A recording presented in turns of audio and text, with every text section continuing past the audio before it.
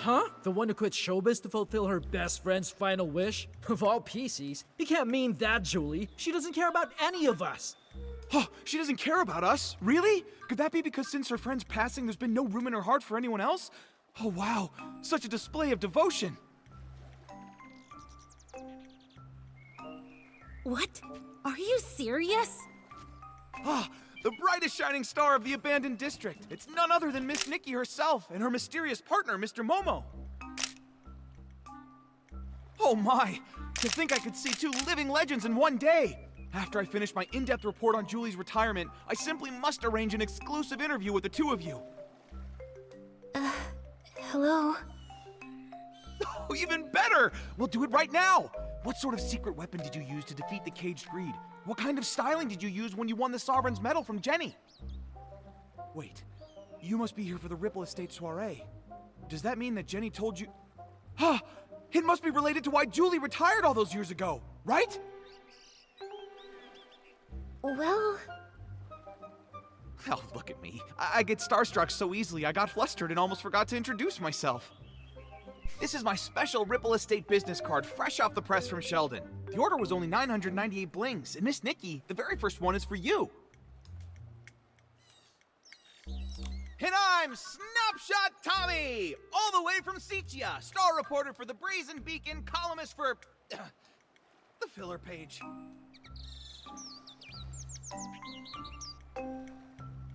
From Seachia? Huh. I always thought that all PCs come from the abandoned district.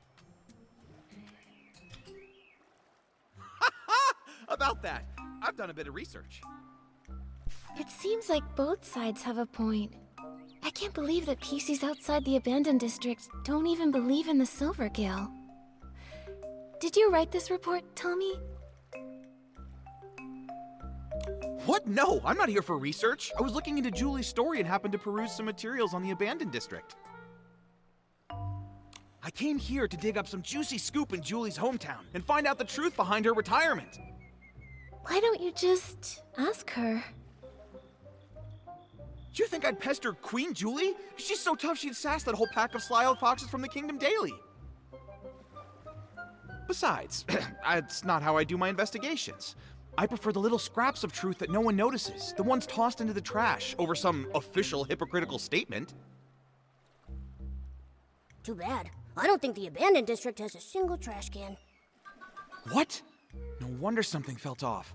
Fortunately, I'm no slouch. I'm already chasing down another lead. It's possible that Julie's retirement has something to do with the death of her best friend Cersei. Dear guest, there's an old saying in Ripple Estate. Spilled wine cannot be poured back into the glass. Please do not bring up such old matters again. I know. Miss Nikki, Mr. Momo, welcome to Ripple Estate. Miss Jenny wanted to greet you personally, but I'm afraid she was called away by Pomey for a final inventory check. She'll be here later. That's all right. We can use the time to explore and learn all about the Ripple Estate soiree. Oh hey, that reminds me. I still haven't even asked about the time when Juliet joined Ripple Estate as a mysterious savorist.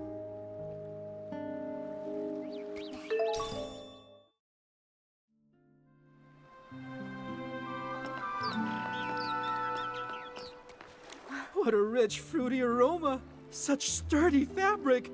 I'm sure I'll meet lots of master detergent makers on this trip. It's just a shame that Yarny is missing out. I heard you went to Seachia to refine his detergent making skills. But now with the Ripple Estate soiree coming up, I don't see how he could miss such an important event. Who knows? I haven't seen him in over half a year. Looks like I'll have to be the one who accepts Julie's specially blended detergent on his behalf. Yes! I'm never washing my hands again! Isn't detergent made for washing things?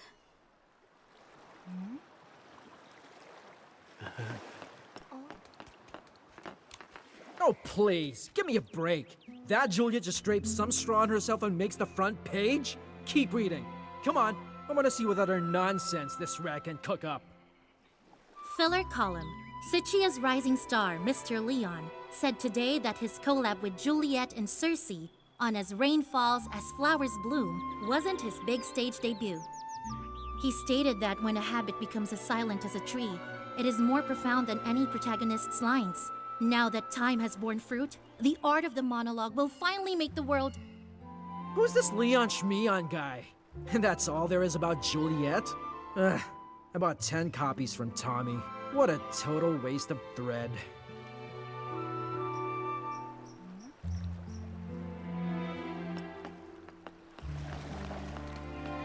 The Dawn's First Light bottle from 2 days ago. I can still smell it. It's amazing. I heard this is one of the new detergent vintages Ripple Estate is about to launch. I can't reveal the name yet, but I know what it's made of. It contains a classic aromatic detergent from the Ripple Estate, plus a new secret ingredient. They say it can enhance the effects of other detergents. Wow! Return to the golden age before the disaster. Madame Julie really wasn't kidding.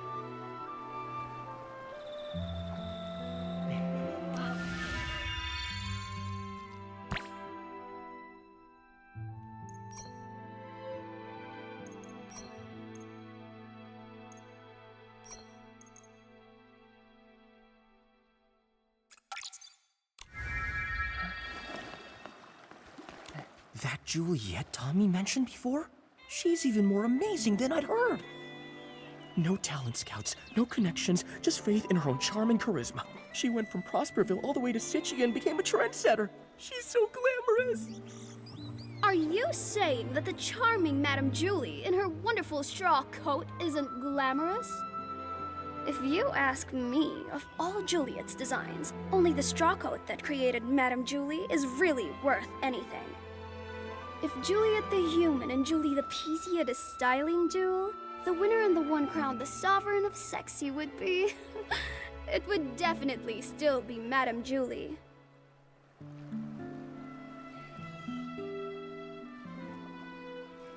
Nikki, Momo, welcome. Everyone, please calm down. Madame Julie is on the choo-choo train and will be arriving shortly. Yay! Julie, Julie! Dance up a miracle! Julie, Julie! Ignite for us the ripple!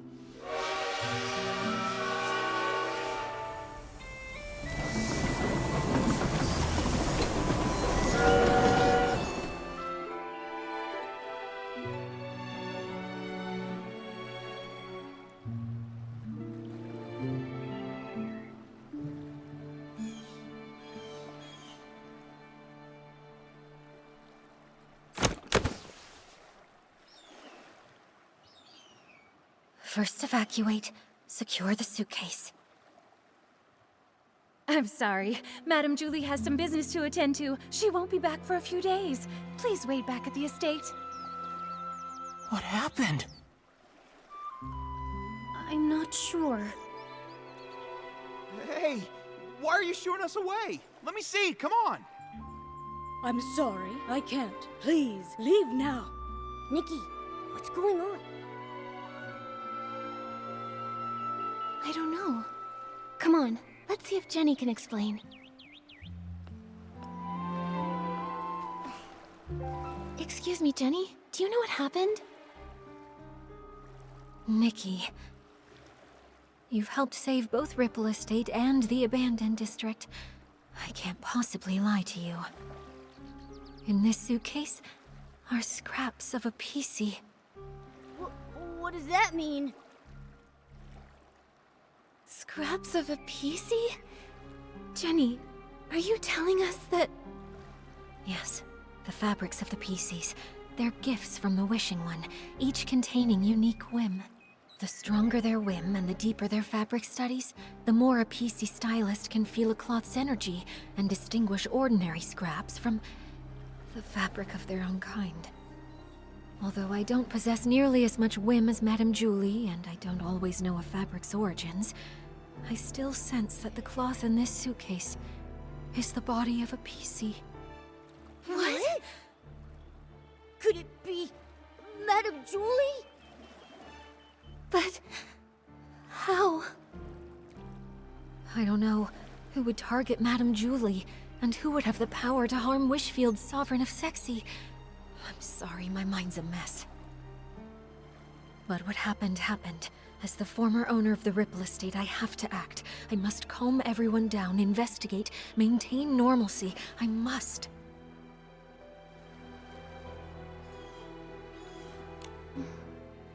Don't worry, Jenny.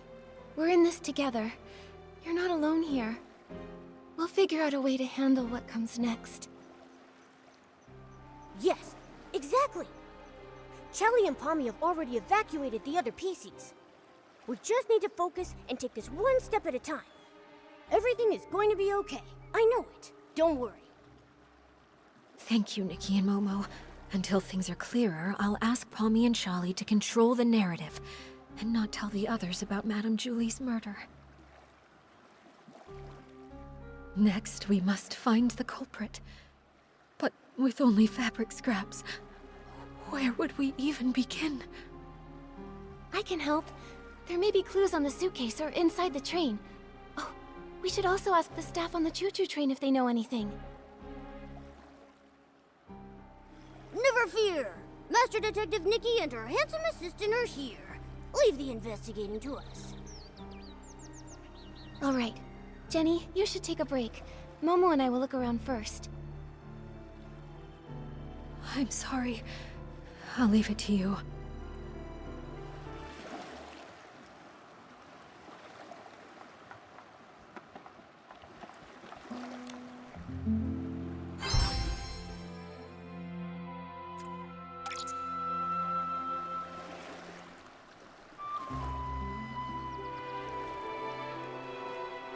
Is this straw? This must be Madame Julie's exclusive logo.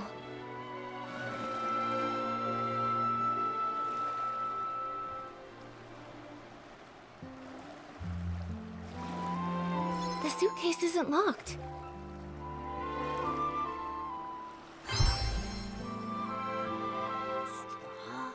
Straw? Hey, Nikki! Remember that celebrity, Juliet?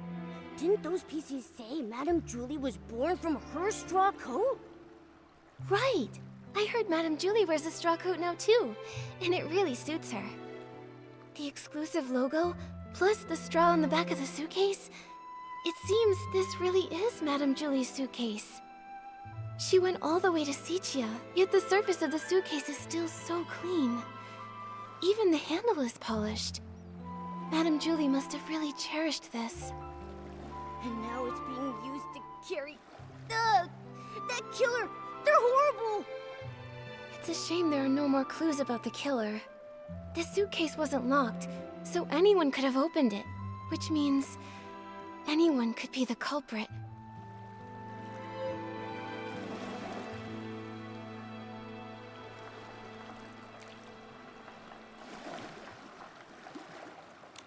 How could this happen?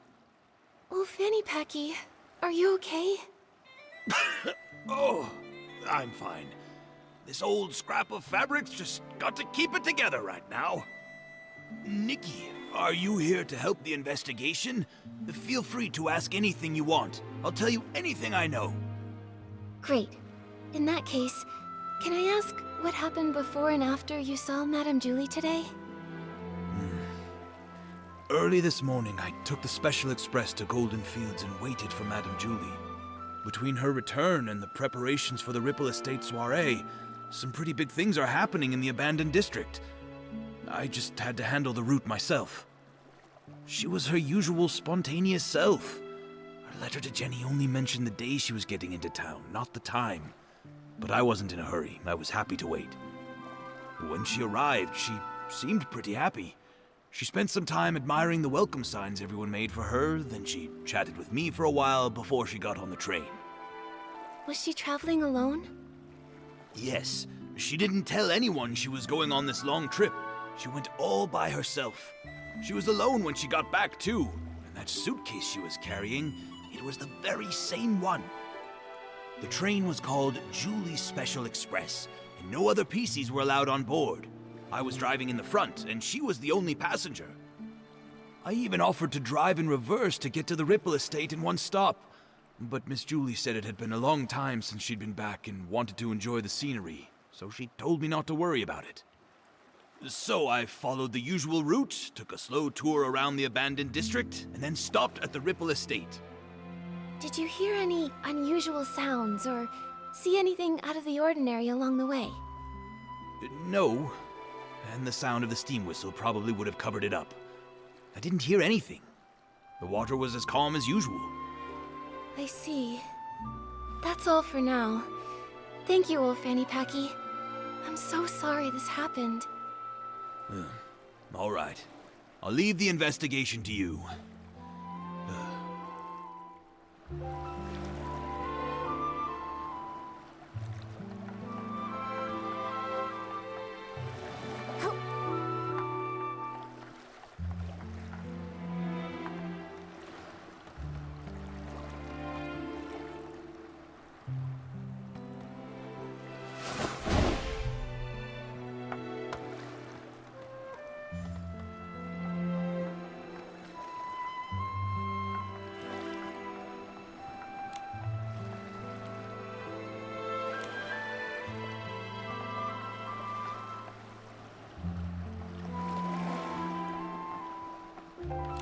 The PCs of the abandoned district made this to welcome Madame Julie. She was so beloved here. If they knew what happened to her, everyone would be heartbroken.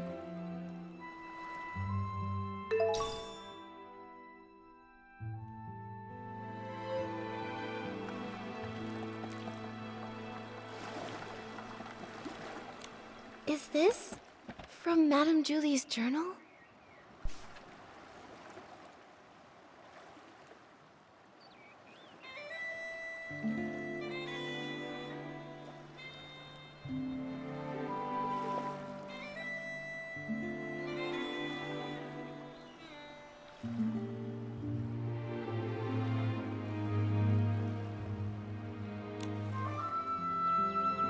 Jenny said that Madame Julie left without a word to find a fragrance worthy of the Ripple Estate soiree.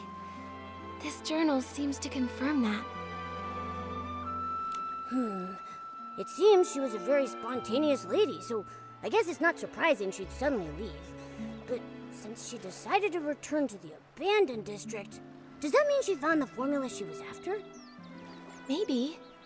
It says here that she got some good news unexpectedly. But something's not right. Madame Julie never wrote down the latest formula. I'm not sure if she wrote it down somewhere else or brought a sample with her. In any case, we haven't found any related evidence. Could the person who attacked Madame Julie have been after that formula? That would make sense. Nikki, did you find anything else? I did. In the second to last entry, Madame Julie said something was a little painful and stopped writing. I'm worried she might have gotten injured, or maybe even sick. Whatever happened, I have a feeling it's connected to this case of the scraps in the suitcase. Ha! Detective Nikki and her incredible sidekick have done it again. What happened before Madame Julie returned to the abandoned district? It's all coming together. But there aren't even any obvious traces at the scene. Whoa, Nikki, could we be dealing with one of those professional assassins from the comic books? The really nasty ones? Don't worry, Momo. Whoever they are, if we work with Jenny and the others, I know we'll catch them. Killing a lovely old lady like her in the peaceful abandoned district. It's terrifying. Who knows what they'll do next? We can't just let them get away with this. It seems like there are no other clues in the train car. Momo, let's tell Jenny what we found first.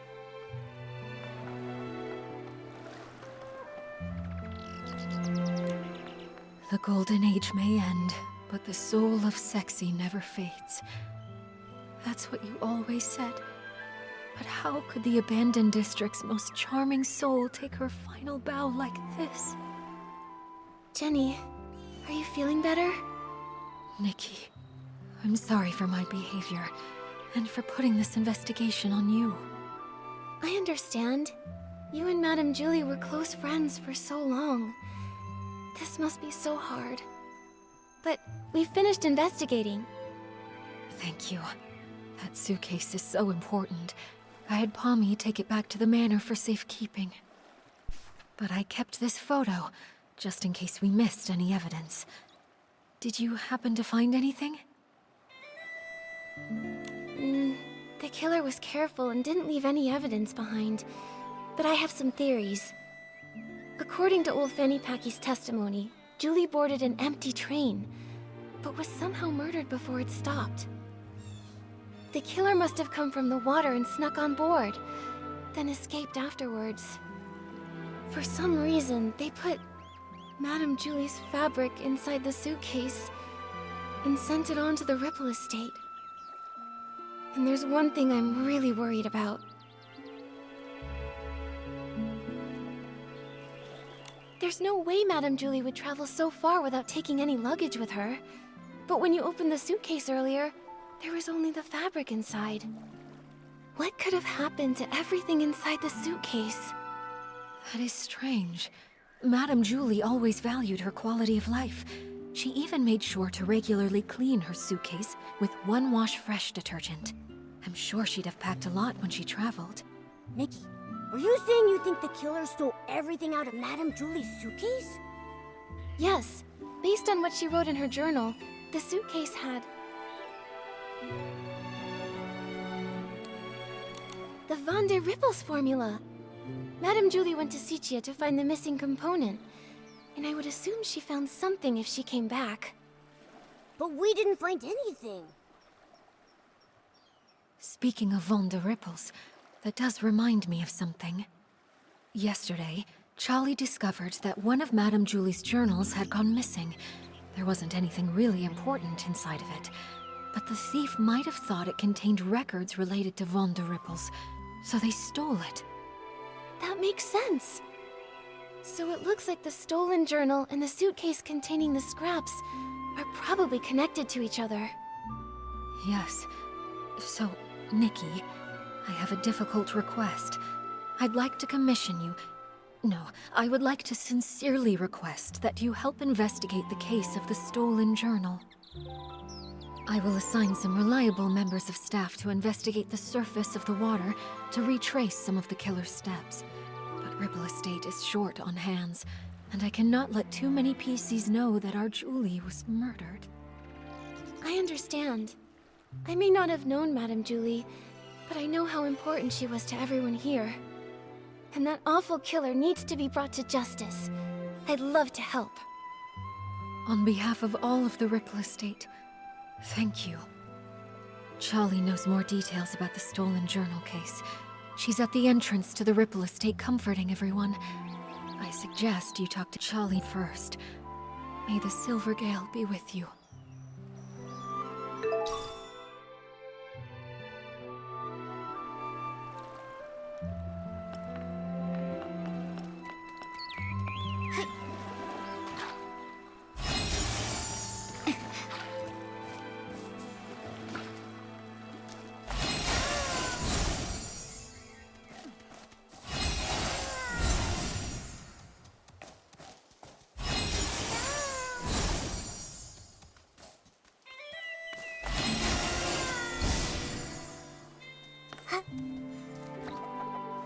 Small flower breathes in rose, the dreaming child with secrets glows.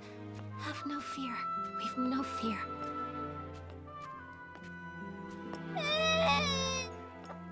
He said that Madame Julie isn't coming back, and the bad guy hides in the shadows with a huge pair of scissors.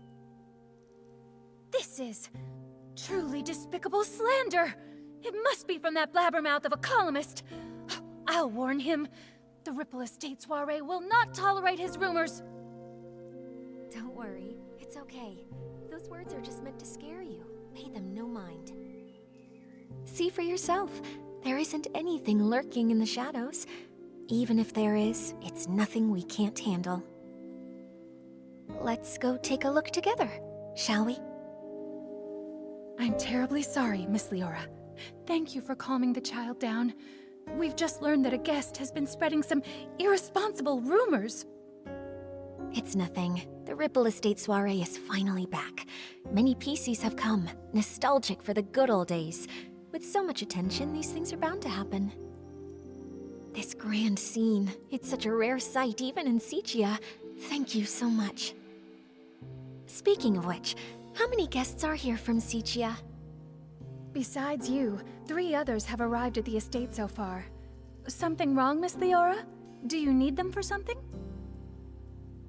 It's nothing. I just wanted to check. I'm sorry, I'll stop bothering you. Let's go.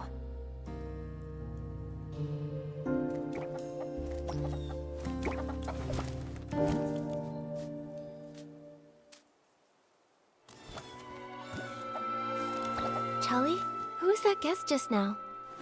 That's Miss Leora from Sichia. She works for a theater troupe as a backstage crew member. She's actually more than just a guest here. After folks heard about the Ripple Estate soiree, she took the initiative to contact Jenny. She wanted to work behind the scenes for the event. In that case, she must be very interested in any news concerning the Ripple Estate soiree and Julie. She probably knows a bit about the estate's layout, too. What's wrong, Miss Nikki? Well, Jenny asked me to investigate the case of Julie's missing journal. She thinks it might be related to Julie's murder. Ah, it sounds like Jenny has already told you. Indeed. At a time like this, I don't know who better to trust than yourself and Mr. Momo. Now that this terrible thing has happened, we're short on hands and don't even know where to start investigating. Thank you for all your help in this difficult time, Miss Nikki. I understand. I also can't imagine who would hold a grudge against a PC as kind and respectable as Madame Julie. Hopefully, the case of the stolen journal can give us a clue. The journal was stolen on the very day before Julie's special express arrived. Lately, Pommy and I have been taking turns patrolling around the estate to maintain order. I take the day shift while Pommy takes the night shift. That day, I ended up switching my shift with Pommy's because, well, it's a bit embarrassing to say, but I spent the whole previous night showing a friend around the estate and just didn't have the energy to patrol the next day. The day and night patrol routes are different, with different points of focus. I asked Pommy for advice beforehand and noted down the key things to watch out for on the night shift. But around 9 o'clock that night, when I was patrolling around the savoring garden, I found to my surprise that one of the most important items, Madame Julie's journal, had gone missing. I made sure to search the area, confirmed it had been taken, and reported it back to Jenny. What does the journal look like? We'll help keep an eye out for it when we're looking around. It's a red notebook. Oh, when I was showing my friend around that night, we took a photo near the savoring garden. Miss Nikki, look! You see that red journal sitting there with the other things, don't you?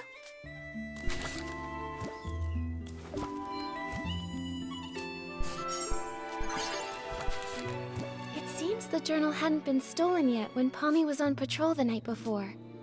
Charlie, do you have any suspects? Her private journal was always kept there. Much like the rest of Madame Julie's personal items, no one would touch it or even give it a second thought, really. I hate to be suspicious of our guests. I really do. But to have all of this happening right now when the Ripple Estate is full of new faces, it just seems a little too convenient to me. Yes. If a PC from the abandoned district wanted to commit the crime, they would have had other opportunities and wouldn't have to risk being discovered by a patrolling PC. Visitors, on the other hand. But I know it's not good to jump to conclusions without solid evidence. Charlie, I'd like to go see the place in the photo. Is that all right? Of course. The savoring garden is just over there, on the stone tree platform. Please forgive me for not being able to accompany you. I have to calm everyone down and stop too many rumors from spreading. I just can't seem to get away right now. I understand, Charlie. I will bring you the truth and catch that killer. Don't you worry. And I'll always be Great Detective Nikki's right hand. Thank you both so much. Pommy should be patrolling around that area. If you run into any trouble, be sure to go find him.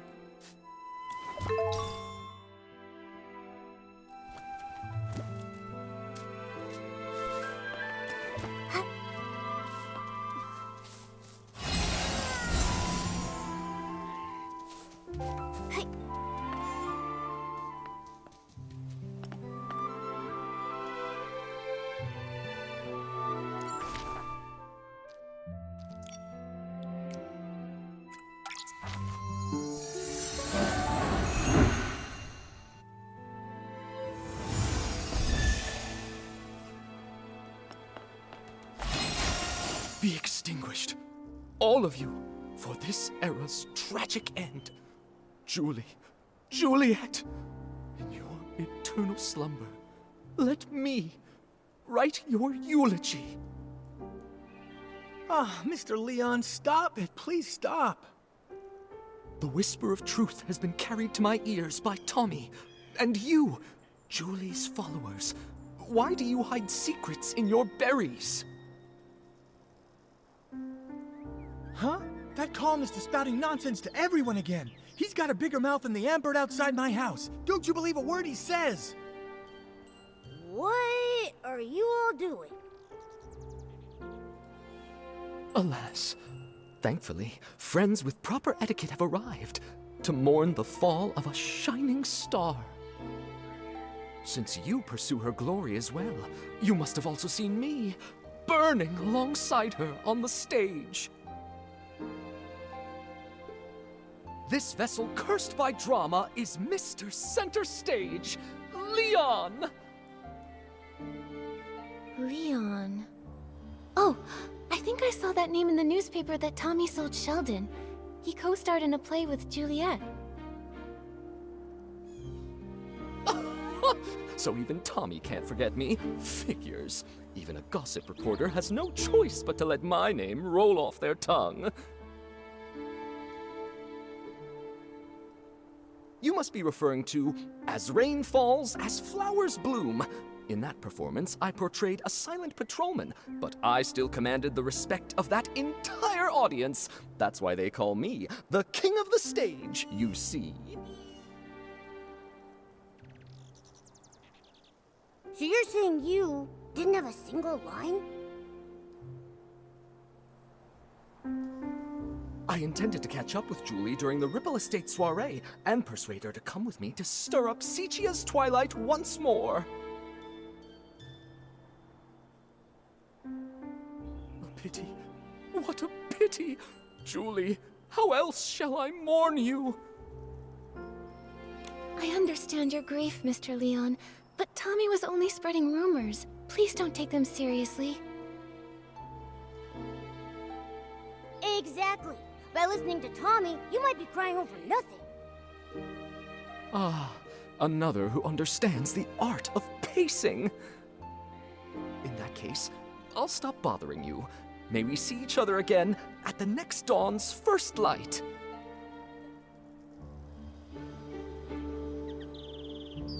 Tommy, are you doing all right? Thank you for helping me get that dramatic PC to leave. He flung himself on the suitcase in mourning. I couldn't pull him off. So unpumped. If Madame Julie were here, she'd have something to say. Thanks for helping, Pommy. You've got to keep the peace and stop the news from starting a panic. Jenny trusted us to investigate the case of the missing journal. We've got to get to the bottom of this and uncover the truth about Madame Julie's murder. I believe in you. If Madame Julie were here, she wouldn't want me to be so down either. If you need to know anything, just ask me. Okay. Charlie already filled us in. Before the two of you switched shifts, did anything strange happen? I don't think so. I usually patrol the Savoring Garden around 12 o'clock. Every time I make sure to check Madame Julie's things according to the list. I've never noticed any of her things go missing. Besides, only a few PCs pass through this area during the day. At night, it's just me on the night shift. A robbery's never taken place here before. I can't believe this is all happening before the Ripple Estate soiree. Never mind that. I'll take you there. You can investigate anything you need to.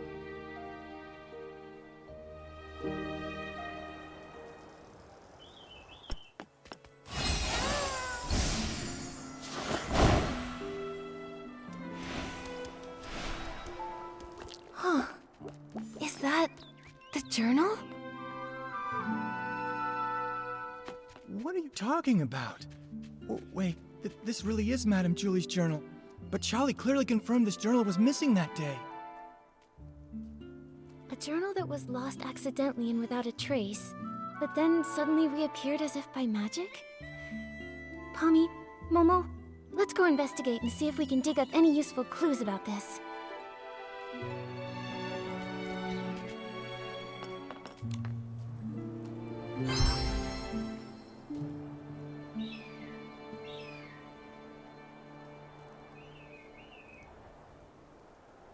These creases are pretty new. Someone must have gone through it not long ago.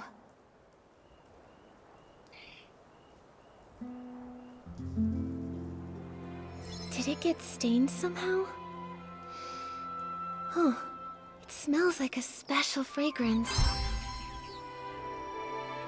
Mommy, do PCs usually read Madame Julie's journal? No! How could anyone be so rude as to look through her personal belongings? In that case, I think these new creases were most likely made by the thief. If they stole the journal to read it, why did they return it? Then that stain on it must have been left by the thief too.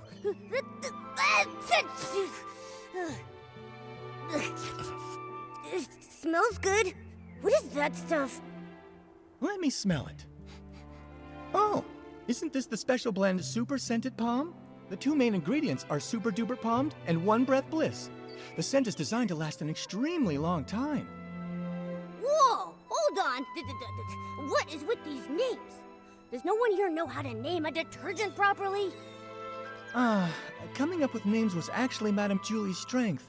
But since she's left, we've had to name them ourselves. I think Super Duper Palmed is a really cool name if you ask me. Did you come up with that one all by yourself? I did indeed. The Super Duper Palm detergent is a new product developed specifically for the Ripple Estate soiree. It brings together the power of all the detergent experts in Ripple Estate. So, obviously, I needed to win the press-off competition against Charlie so I can finally get the naming rights. So you decide naming rights just as professionally as you decide names. Super Duper Palm doesn't smell like much of anything on its own, but when you mix it together with other detergents, it has the power to enhance their effects. I can't think of any better name for something so palmed. But its effect isn't very stable yet, and can be a bit too powerful. Sometimes, the smell of the Super Scented Palm blend will hang around for days and days. So all the different formulas for Super Duper Palmed are still being adjusted. You can't even buy it yet. Wait, if these detergents aren't on the market yet, how did they end up on this journal?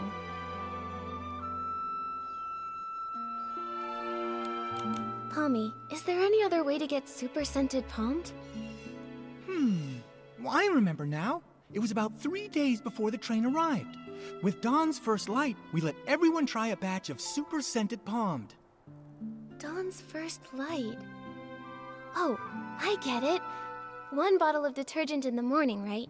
A bottle at dawn keeps you fresh all day long. Oh, that's actually a pretty good slogan. That's right. Dawn's first light is a tradition of the Ripple Estate soiree. Starting a week before the official celebration, we let everyone sample the latest detergents every morning. So this thief arrived at Ripple Estate 3 days before Julie's Special Express. If they stole the journal and put it back, they might have taken other things during those 3 days too. We've investigated this area. Momo, let's check the other things we found earlier to see if they have the same scent.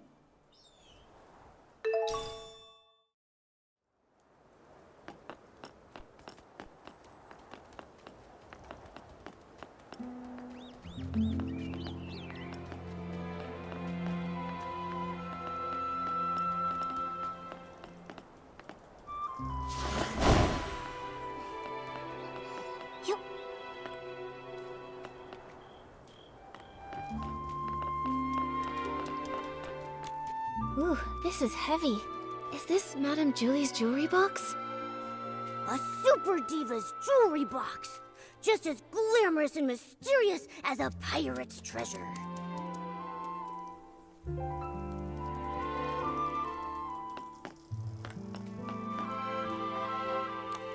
It's a design sketchbook.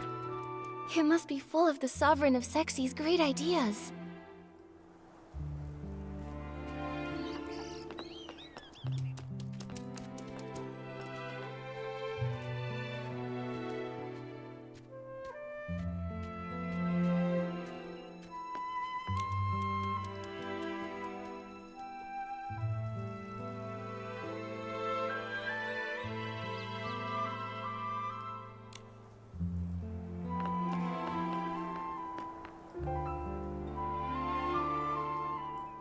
So, the thief stole some other things too. Detective Nikki, any theories? Yes, I have some ideas. But first, I want to ask, Pommy, if you used Super Scented Palmed and then touched Momo, would he have a strong smell too? No way! If picking it up were that easy, the entire Ribble estate would smell like this by now. Really though, I'd have to play Move and Groove with Momo the whole entire night before he'd even get super scented. Then my idea must be correct. The thief most likely...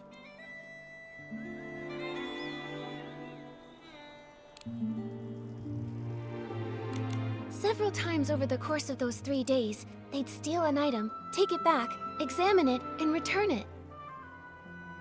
Because they kept the stolen items with them for a while, they all picked up the strong smell of Super Scented Palmed.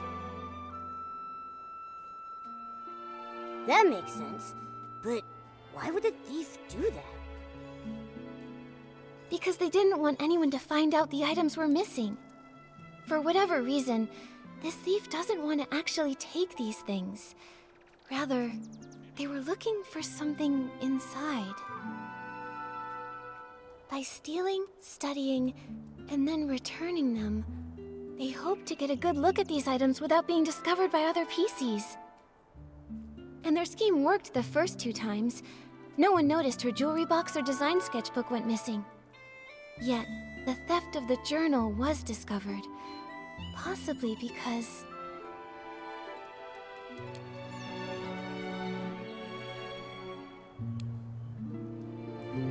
there was a difference in patrol times. Pommy usually patrols here around 12 at night, but Charlie said she arrived here at 9 and found the journal missing.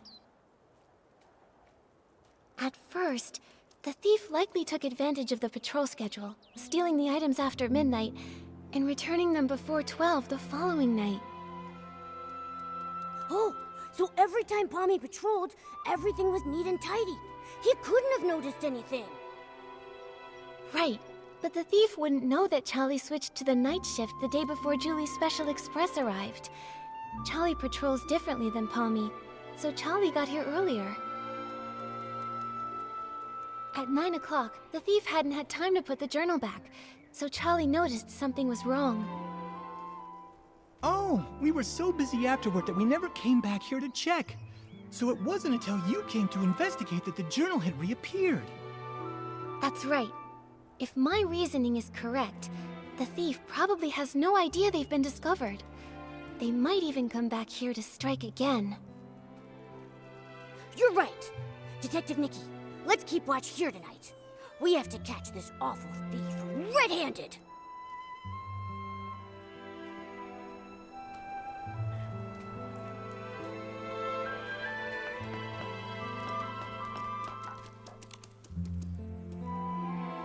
Julie. Don't know her. I am just here to see if Ripple Estate's new detergent selection is worth stocking. That's all. Oh, you don't know Julie? Well, that's... It's gotten so late already. Is there anything worth seeing around here? Late? Everyone is usually up at this hour in Sichia, aren't they? Oh, brother.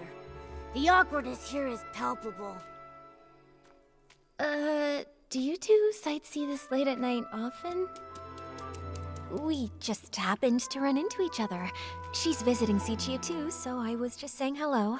My name is Leora. I'm part of the backstage crew for a theater troupe in Sichia. The name's Colleen, the owner of the Nightshade Lounge. If you're ever in Sichia, your yellow friend there can come get a couple bottles on the house. A pleasure, Leora. Miss Colleen. As Deputy Patrol Officer, I'd like to ask some routine questions.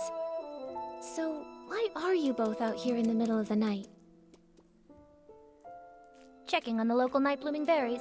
As for her, I'm not sure why she was following me. Following you? Don't get me wrong, I just happened to bump into her. Being invited to help with the stage setup for the Ripple Estate soiree was an honor, but this brand new environment, the nighttime routes, open field lighting, there are a lot of challenges. I needed to do some prep work. And the route you planned for the stage just happened to be the same one I was taking. Well, now I'm curious. What kind of berries need nighttime inspections? Sounds like an excuse from someone up to no good.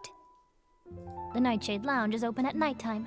The state of my raw ingredients is more potent at night than during the day.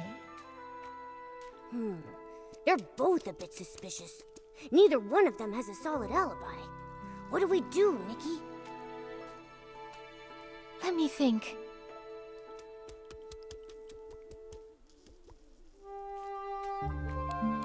You two, when did you arrive at the estate? Let me think.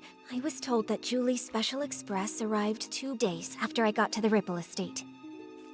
Yeah, that's about right. If what they're saying is actually true, then that would mean that neither of them could have used Super Scented Pond. Therefore, there's no possible way they could be the thief we've been looking for.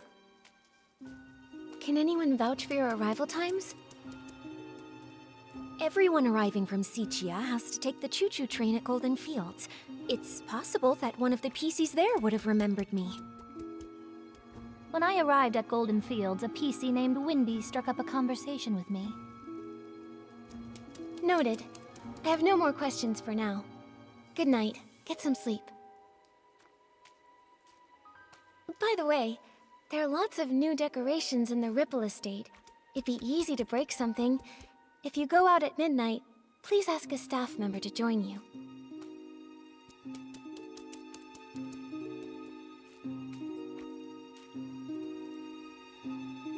It looks like we should go and check in with Windy. That way we can be absolutely sure whether they're telling us the truth, or if they might have been hiding something all along. Nikki, let's head to Golden Fields after sunrise.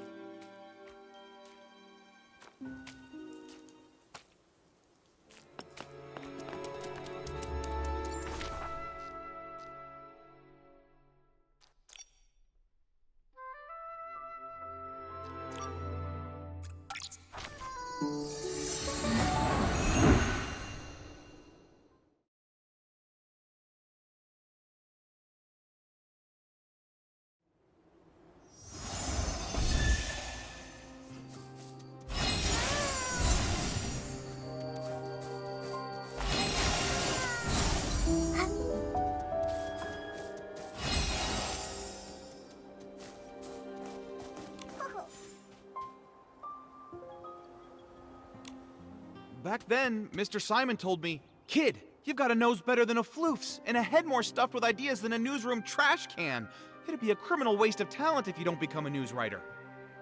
From that day on, I resolved to become a PC worthy of those words. I'm going to become the most successful news scooper out there! A single sentence from Madame Julie opened my eyes. Now, I've poured out the stories I've held in for decades, and I want to try songwriting. It's a shame that the ones we chose to admire have both met with misfortune. Tommy, don't say things like that. Misfortune? Did something happen to Madame Julie? All I heard them say was that her trip got delayed. No, not Madame Julie. It was Cersei who met with misfortune, which led to Juliet's retirement.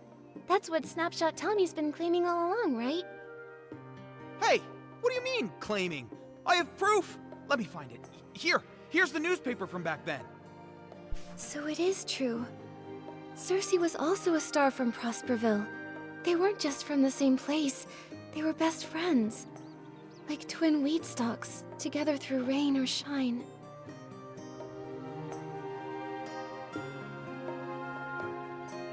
Until one stalk breaks in the storm, lost without a trace. How lonely the other must have been.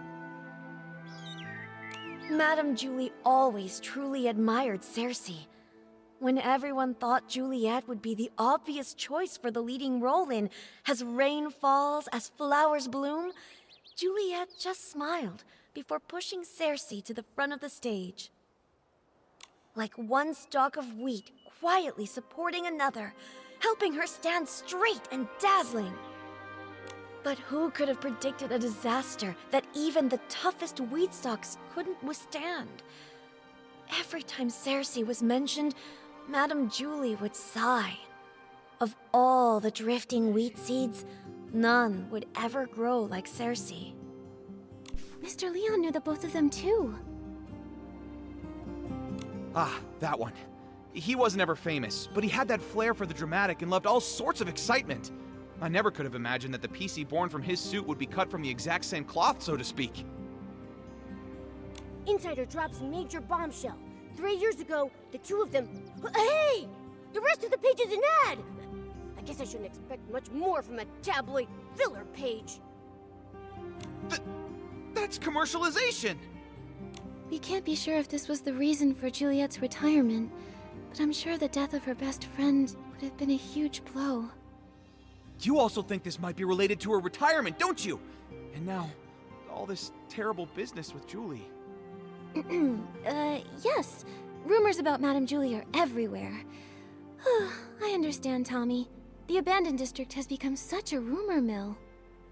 Wow, Nikki, that was a nice save.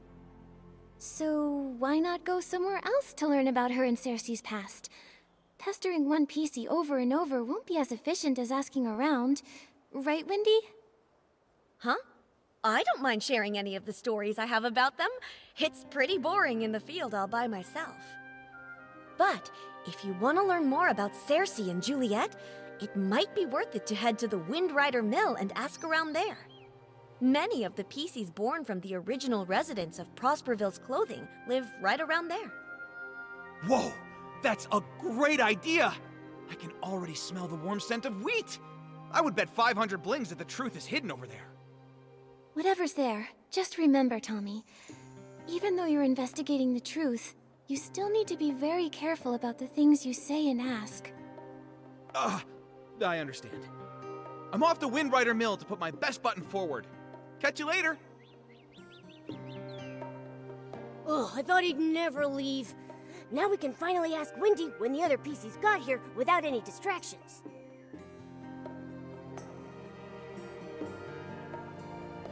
Nikki, Momo, are you here to listen to stories too? Wendy, Momo and I love your stories, but something has come up at the Ripple Estate soiree. That's right. A thief has their eyes on some stuff inside the estate, and we're helping Jenny with a secret investigation. Ah, no wonder Jenny said to keep an eye on PCs going in and out of there, and to make sure they don't run off. Ask away. Whatever whispers I've heard lately, I promise to tell you.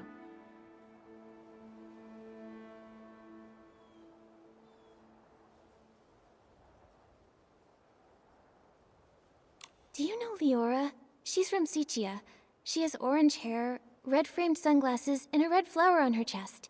When did she get here? Ah, so Leora's her name. I remember. She arrived here 2 days before Julie's special express.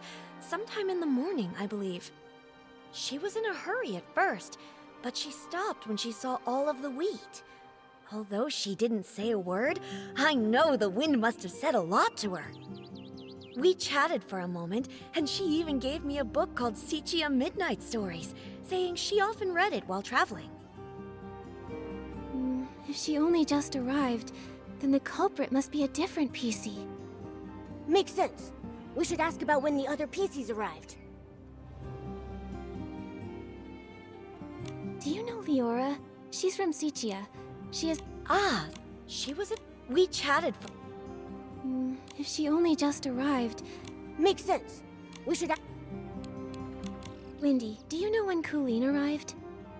She's a cold, confident PC who wears a black tie, black gloves, and a small blue velvet hat on her head. I remember. She arrived 2 days before Julie's special express. I think it was in the afternoon.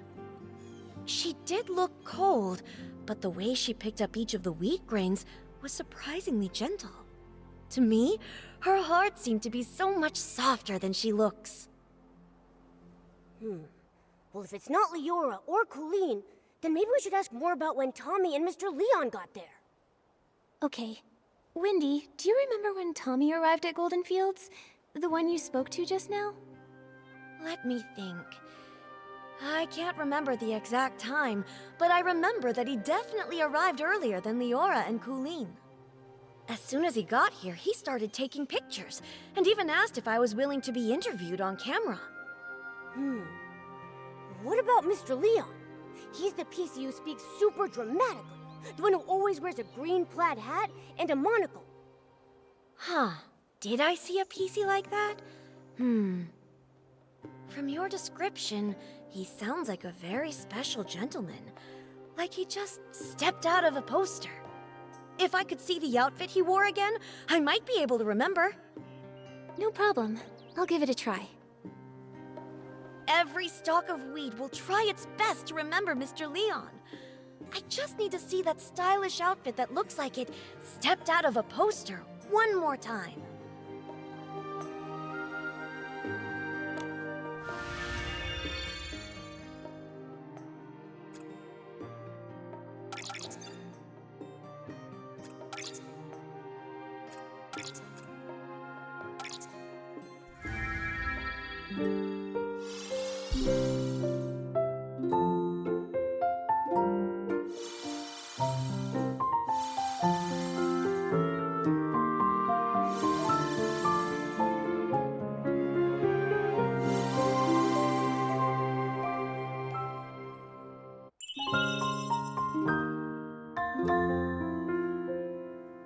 Oh, it was that gentleman. He arrived 4 days before Julie's Special Express. I saw him that night. He looked kinda, not used to our weather. He kept wiping his forehead with his hanky. Tommy had just arrived too. He was snapping photos in the wheat field. When that gentleman saw him, he sprinted away as fast as he could. I'm sure he didn't want to be caught on camera all sweaty and dusty. 4 days earlier, huh? That means between Tommy and Leon, either one could be our guy. Thanks a bunch, Wendy. You've been a huge help. Let's go back to Ripple Estate and have a serious chat with those two. No problem. When you figured it out, come back to me. I've got a haystack full of stories waiting for you. Promise.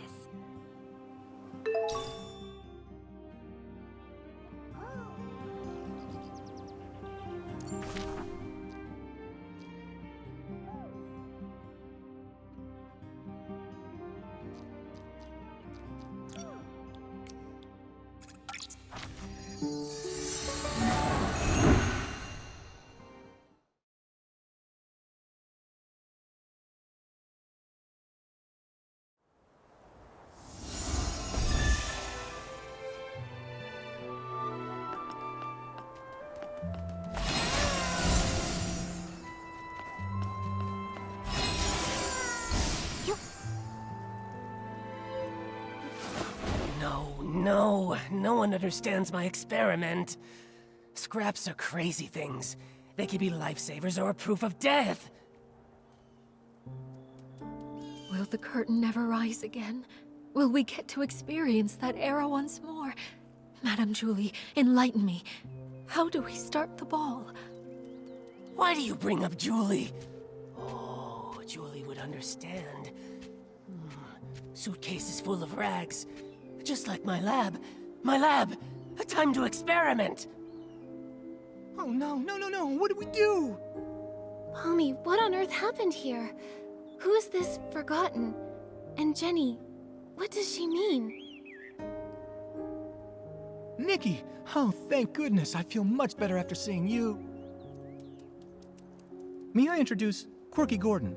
He specializes in fabrics. He can take a look at Madame Julie's scraps. Maybe find a clue or two? I don't know what happened. I think we're fine at first, but now, boom, uttering gibberish. Take a look at them. I think they're hallucinating. This seems oddly familiar.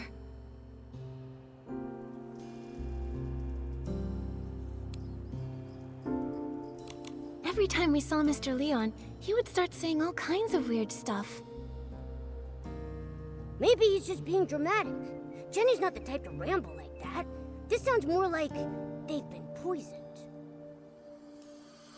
You've got a point. Hold on a moment. Wait. Way back when we fixed the choo-choo train, wasn't old Fanny Packy acting like this too? Right! The Ba-Energy! He just used that weird detergent Nana mixed up. After that, he started hallucinating like crazy. Oh no, what if something's wrong with Dawn's first light? I was busy getting ready for the Ripple Estate soiree this morning, so I skipped it. When I got here, everything was a mess. Today... Right, Charlie was in charge of Dawn's first light. What happened? Where could she have gone? Oh no. What if someone spiked the Dawn's first light detergent? Okay, Pommy, we've got to fix this. I think Nana once made a PC refreshing detergent. It cleared old Fanny Packy's head right up. That makes sense. I have all the ingredients. I'll start on a batch right now. Nikki, can you help me press these? We've got to be fast. You got it.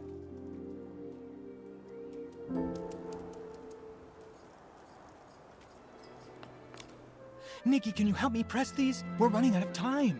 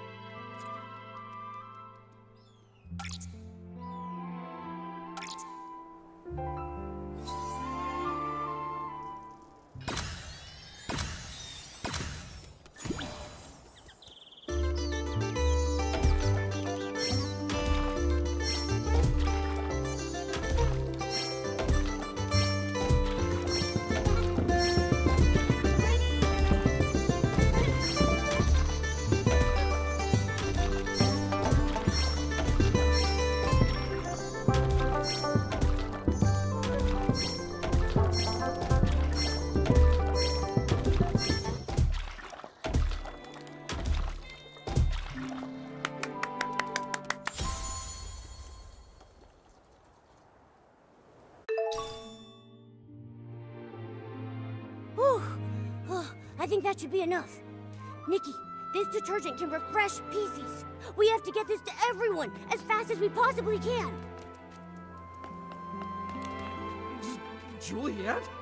Why is the audience laughing at me?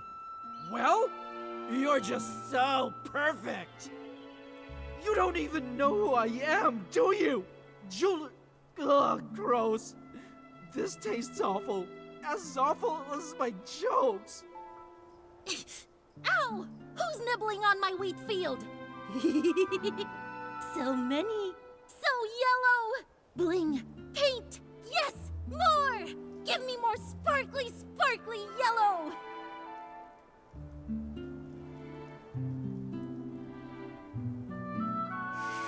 Julie. Looks like it'll take a while for them to bounce back.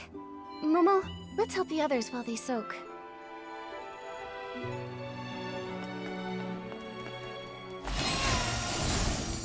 No! Don't go! Why take the risk?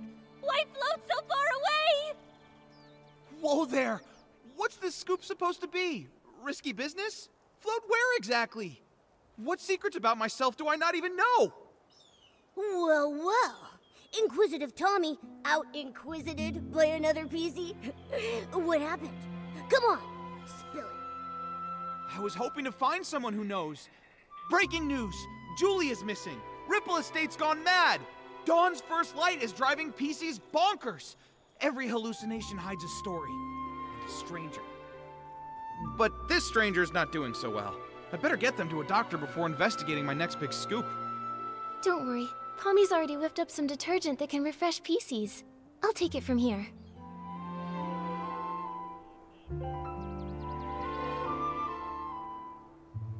A good soak and Colleen should be back to her awesome self in no time. But, Tommy, you still seem pretty sharp. Didn't you two just see me this morning in Golden Fields? Afterwards, I went to Windrider Mill. The scenic route, thank you very much. When I got back, the Dawn's First Light event had long since ended. I got back to the estate and bam! This little one grabbed me and wouldn't let go. Ow! Hey! Watch the fabric. That's vintage. Don't go! Oh, so that's what's going on. All right then. Tommy, we'll leave you to watch over Colleen. We've got more sleepy PCs to wake up.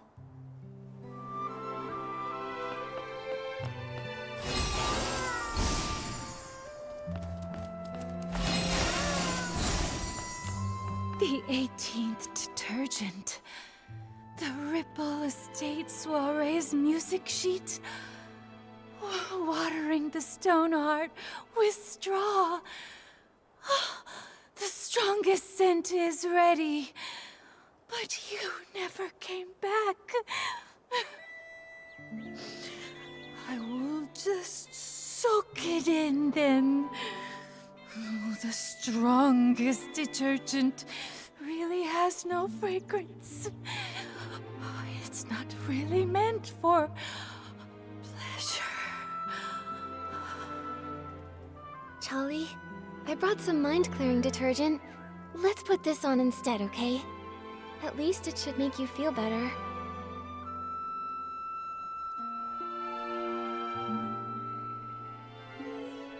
This is my 18th detergent. Who's there? Huh? Nikki and Momo. By the Silver Gale. Sorry, I totally lost it. What's wrong with me? What happened? It looks like the Dawn's First Light detergent went bad. Lots of PCs got poisoned. How are you feeling now? Thanks for asking. Oh gosh, I feel absolutely terrible. I made certain I was especially careful with today's Dawn's First Light. The recipe, the testing, bottling it all up. Every step was perfectly meticulous. Oh, if Madame Julie saw all this... Don't blame yourself, Charlie. If Madame Julie were here in this moment, she'd say, constantly doubting your own ability? That's not how a true savorist behaves. There's been so many recent cases. Maybe the poisoning of the detergent vintage was the culprit's doing too. That makes sense. Charlie, think carefully. Has anything suspicious happened lately? Oh, hang on a minute. My brain's a mess right now. The detergent that was tested this morning was mixed last night. So if someone messed with it, it had to be last night. But why would they? Oh no! With the Ripple Estate in such chaos, the culprit might be going around stealing things right now! I'm going to call Palmy right this second to check the Savoring Garden. We don't know who's behind this yet, but the Ripple Estate will never allow such reckless behavior. No one messes with Madame Julie's stuff! Momo, we should go too.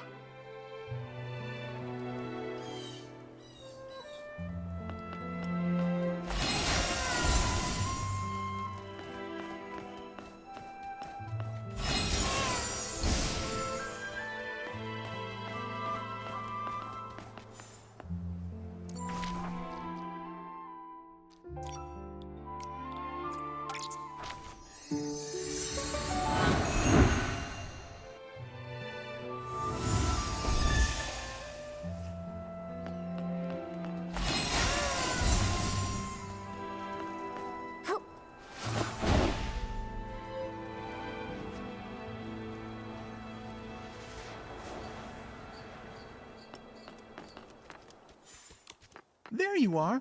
I'm so glad to see you both. Folks are finally bouncing back, and Charlie's up and about again. What a relief. Sorry about earlier. Not my finest moment. Hold on. I brought the group photo with me. Let's check it to see if anything's missing. No problem. I can take a look now.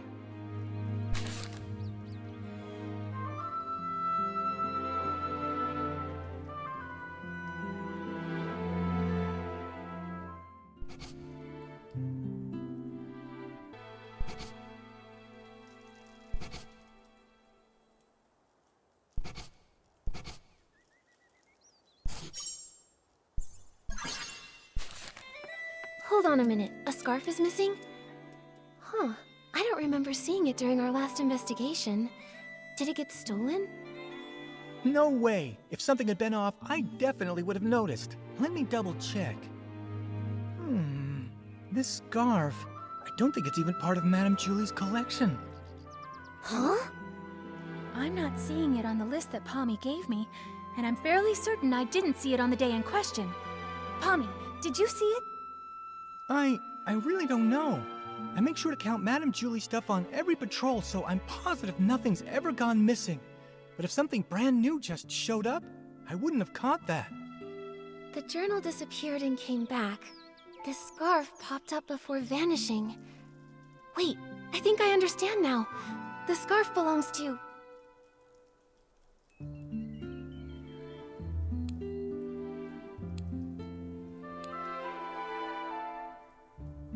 It belongs to the thief. What? Detective Nikki's onto something. Tell us what you're thinking. My ears are twitching with curiosity. Alright, from what we know, the thief attended the Dawn's Burst Light event in which Super Scented Pommed was distributed. That means they got here at least 4 days before Julie's Special Express.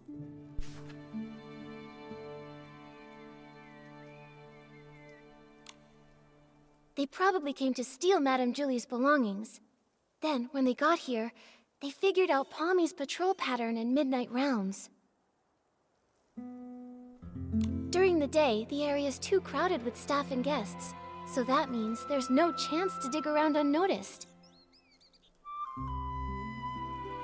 So, they waited for nightfall to strike. Right. After Pommy's patrol, maybe around dawn, the thief stole Madame Julie's journal. They made sure to return the journal before Pommy's next check. No one even noticed. But after handling the super scented Pommed, the stolen item picked up that signature scent. Ah, of course, I make sure to count the items, but I don't usually sniff them. I had no idea it smelled out of the ordinary. Even if you had, who would care? Everything was technically still there, right? Then the thief came back to steal a second item this time, and tried to do the exact same thing again. Except this time, the thief really messed up, because they left behind evidence. This scarf. Except, you take your duties seriously, Pommy, and always check all of Madame Julie's things. But I'm sure extra items can be pretty hard to notice sometimes. That's how they got away. But their luck couldn't last forever. Fortunately for our investigation, Charlie managed to snap a photo while showing her friend around that day. And thanks to that, Charlie ended up on the night patrol, which led to the missing journal being discovered. Sticking to routine, the clueless thief returned it before midnight and reset the scene. So when we came to investigate, nothing was missing, and there was nothing extra. Whoa, they almost got away with it. If Charlie hadn't switched shifts and noticed the journal was missing, even finding the extra scarf from the photo wouldn't have raised any alarms. But just like any other bad seed, it was bound to sprout trouble again. Actions have consequences after all. Based on the time they arrived in the abandoned district, we can rule out Leora and Colleen. This scarf also gives us just enough evidence to identify the thief. Mr. Leon. No way, that annoying PC? He'd hang around me all the time. I'm positive he wasn't the one wearing that scarf. Let me think. It was Tommy. I remember now. When we first met at the train station, he had this exact scarf tied around his camera. Nikki, you're amazing! We would have been totally fooled without you. But why would Tommy do all this? There's only one way to find out. Momo, let's go have a little chat with Tommy. Oh, I saw him, over by the platform. From the moment everything went sideways, Cooleen's had him cornered. I'm going in too. Let's catch him.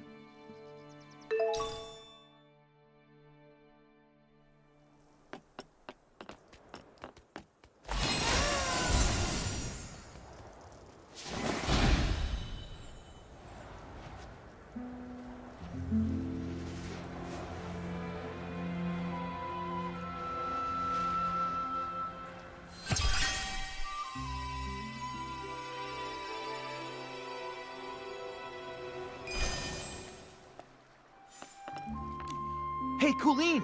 Can you describe what you saw after you used the poison detergent? Please, just tell me. Be quiet. Close your mouth, or I'll sew it shut. You hear me? Yeah, pipe down. Cooleen's just got her senses back, and her head is still spinning. Huh, I didn't even get poisoned, but listening to you is making my head spin. Mommy! Oh, hey, Nikki, you're still here. And would you look at who's still hanging around? Tommy. Whoa, what's going on? You all came here for me? Wait, I get it. You must have some pretty juicy info to share, right? We do have something, but we should talk about it in private. Sounds good. Take him.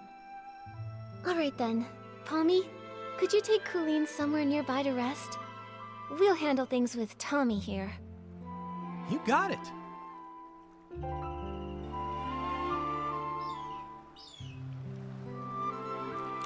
Now then, Nikki, what did you want to ask? Don't worry, if you agree to an exclusive with me, I'll spill all the beans you want. Whatever, you name it.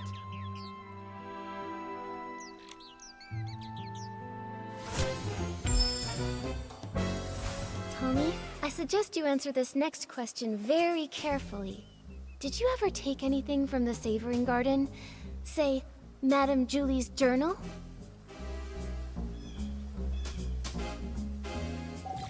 What?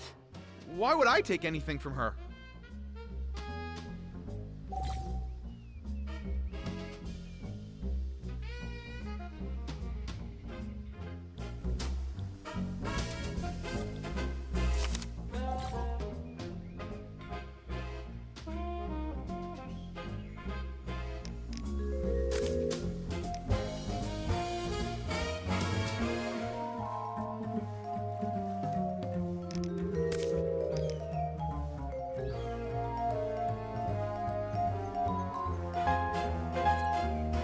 I don't see how any of this has to do with me. Nikki, I may not write the crime column, but I know a thing or two about the law. Slander is a very serious offense, you know.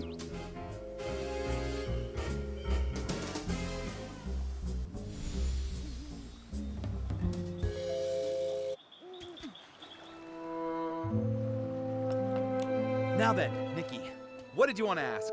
Don't worry, if you agree to an exclusive with me, I'll spill all the beans you want. Whatever, you name it.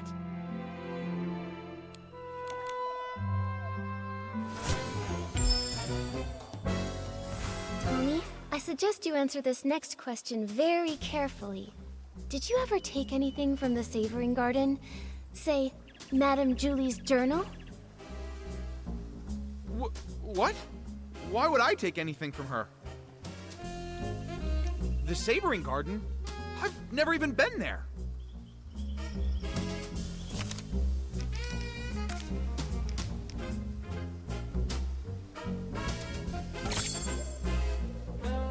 Look at this photo. That scarf with the sepia pattern. That's yours, right?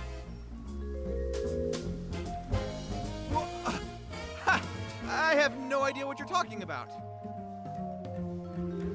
Tommy, be honest with us. If you've never been to the Savoring Garden, then why was your scarf found there?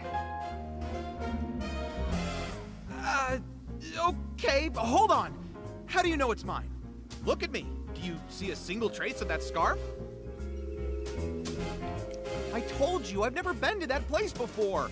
I don't know who Julie invited last time, what snacks they served, or what palm-scented detergent they used. I don't really care. Okay, but hold on. How do you know it's mine? Look at me. Do you see a single trace of that scarf?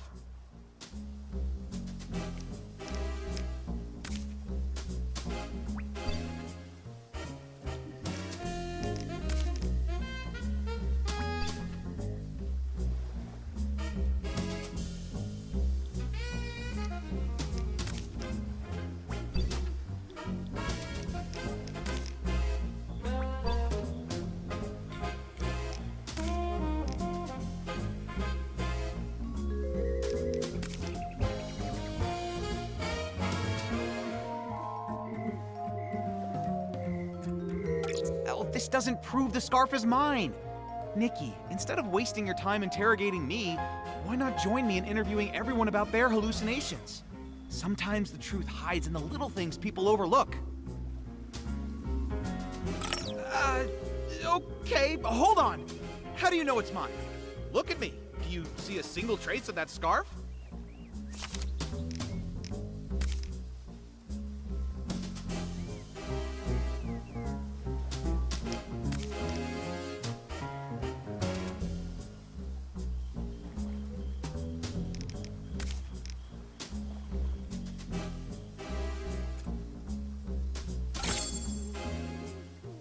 We saw that you were wearing that very scarf in your latest promo shot, Tommy. Do you have anything to say for yourself now? This photo! Look, the scarf!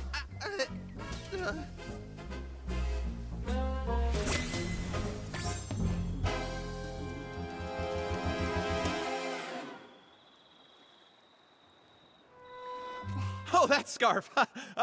I'm just so busy, you see. Always a deadline, you know. Forgot all about it. I picked it up off the road. Probably dropped by some lady by accident. I thought it was stylish, so I tied it to my camera for my Ripple Estate soiree credentials. Just a prop. Nothing to fuss over. Oh, is that so? I'm sorry, Tommy. Silly me. In that case, I'll just hold on to it. You know, in case that lady wants it back. Right! Better to keep it safe. And, maybe we should go ask around Ripple Estate. I mean, someone out there has to recognize it. Maybe we could... Wait! No, Nikki, don't take it! Why not, Tommy?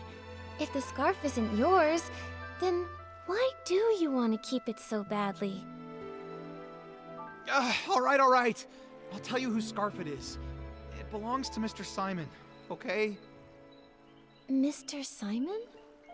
Oh, that columnist? The one you mentioned before? The one you said vanished? Yes, I ran into Mr. Simon on my way to an interview. He seemed anxious and said he had to get home fast. We wound up floating together for a while, but suddenly some things started chasing us. He told me to run and said he would distract them. But afterwards, he never came back. I held onto his suitcase and kept the scarf. It was meant to be a present for his sister. See? Right there. It's got a Celeb Crow crest on it. Apparently, the two of them raised one of them together. A pet Celeb Crow named Cece. Pretty cute name, right? If he never came back for it, then Mr. Simon might really be gone. Is Cece really that dangerous? Oh, that was, what, a century or two ago? Columnists are always digging into secrets, so we're bound to have a few enemies. Comes with the job. Mr. Simon always said I had the makings of a great columnist. Curious to a fault, he used to say. And yeah, when I want answers, I'll do anything to get them. Huh! Including stealing them?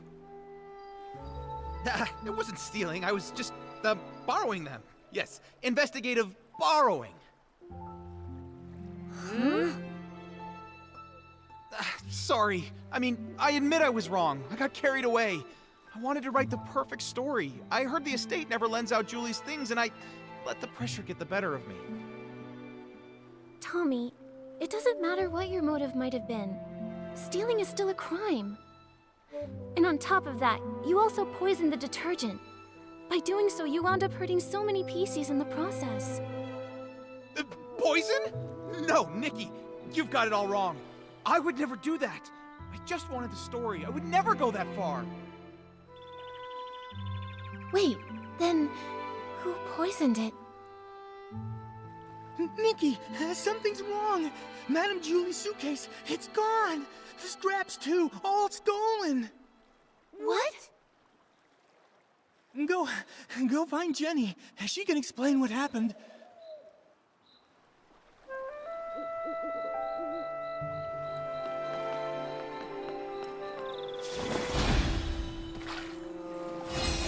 Nikki, let's stay in the shallow water.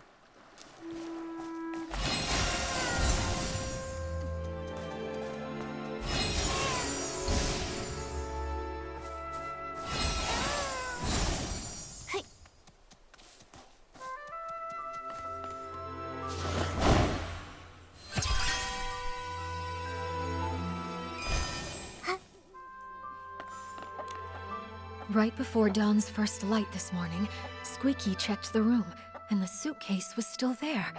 Which means... that someone must have stolen it while everyone else was having hallucinations. Nikki, I heard you were able to catch the journal thief. Any luck with the questioning? Once Detective Nikki stepped in, Snapshot Tommy buckled under the pressure and confessed to everything.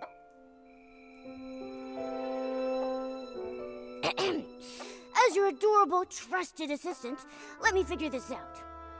I suspect Tommy didn't find what he was looking for in Madame Julie's journal, so he went after the suitcase next. But the suitcase was stolen while everyone was hallucinating. At that time, Tommy was pretty much glued to Colleen, and then we were interrogating him. That's right. A lot of the others have been telling me the exact same thing. After returning from Golden Fields, he's been stuck with Colleen, and not by choice. Ah! Oh, my first deduction and it's already wrong! Snapshot Tommy has an alibi! So he didn't poison the detergent. Someone else swiped the suitcase in the chaos. Then, could the suitcase thief be the same criminal who killed Madame Julie? What do you think, Detective Nikki? It's possible. Maybe they did it too. Maybe the killer was worried they left some evidence on the suitcase that linked them to the crime. So they went back and stole the suitcase themselves. Well, good thing we took those detailed notes earlier. Jenny, do you have any updates from the investigation along the choo-choo train line?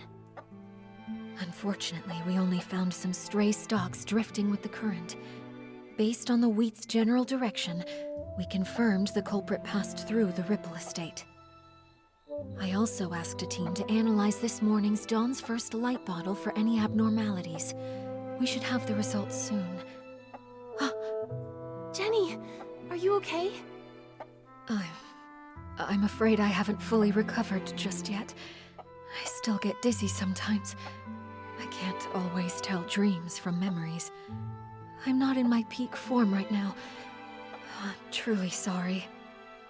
Don't be sorry. Please take care of yourself first. The others probably also need time to recover from the detergent's effects. You should get some rest too, Nikki. Oh, yes. Before I forget, I set up a clue board this morning. It's near the barrel home. Thought it might help you clear your thoughts. Thank you. You're right, Jenny. A lot has happened recently. I need to organize what we know so far. Momo, let's head over to the clue board and check it out.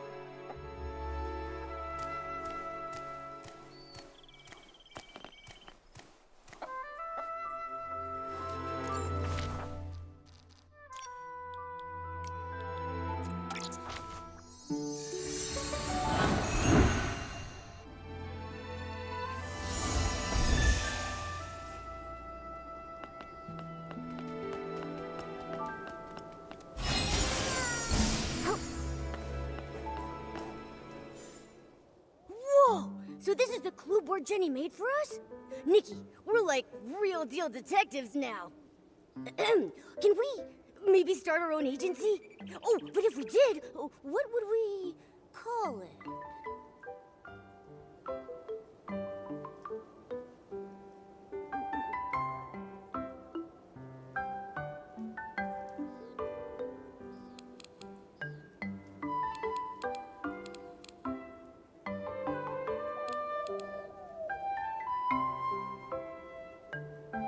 Ta-da! Introducing the Case Crackers by Nikki and Momo. Whatever the case may be, with just one look, we'll find the truth for you. Yeah, I like it a lot. It's got a nice ring to it. So, Detective Nikki, what's our first mystery? A lot of the crimes happened in the abandoned district. Let's lay them out now. First, the case of the scraps in the suitcase. What a nightmare. We've barely got anything to go on. The only thing Jenny found was a few floating strands of straw. Whoever did this covered their tracks well. Ever since that suitcase showed up on the choo-choo train, the estate's been filled with chaos. Do you think everything ties back to that? I do, but there's really no point chasing shadows without any more leads, though. maybe we should tackle another mystery for now? Don't forget our other cases. At least we cracked the case of the missing journal and caught the thief, Snapshot Tommy. Yeah, he may have handed everything back, but come on. Stealing is stealing. He better be writing the world's longest apology letter. In ink. With his tears. Brilliant, Nikki. That deduction was perfect. Please tell me the juicy details again. I have officially compiled all my brilliant deductions into one tidy little case file for us to reference.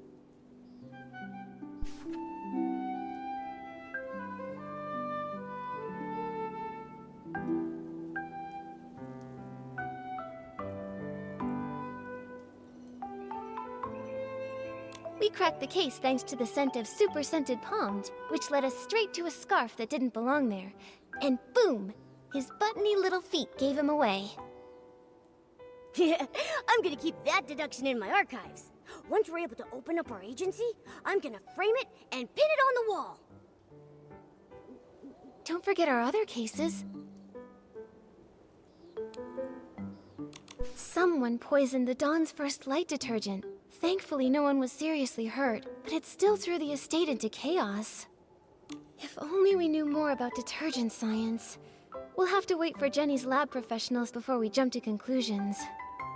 But one thing's crystal clear.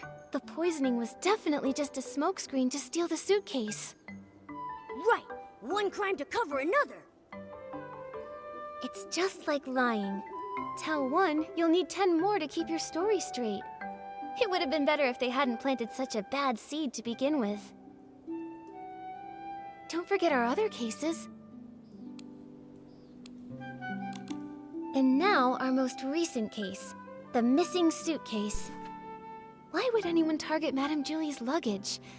Is the suitcase thief the same PC who decided to murder her? This smells like a bigger conspiracy is at work, Momo. Since we hit a dead end with the fabric scraps, maybe we should work backward from the newer cases. Once the estate calms down, we'll track down witnesses, and maybe even catch the real culprit red-handed. Just like we did with Tommy. Still so many questions, and not enough answers. Let's be sure to rest up first. After that, Jenny will bring us back the toxin report from the lab, and we can get back on the case. We got this. With Detective Nikki and her sidekick Momo, no mystery stands a chance.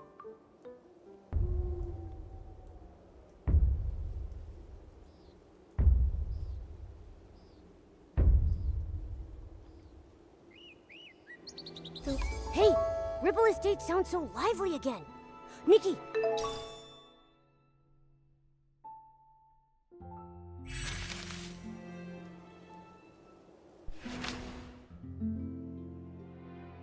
Do you think the PCs are starting to wake up?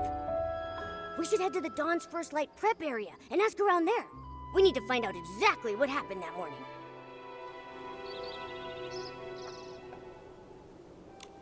Don't forget our other cases.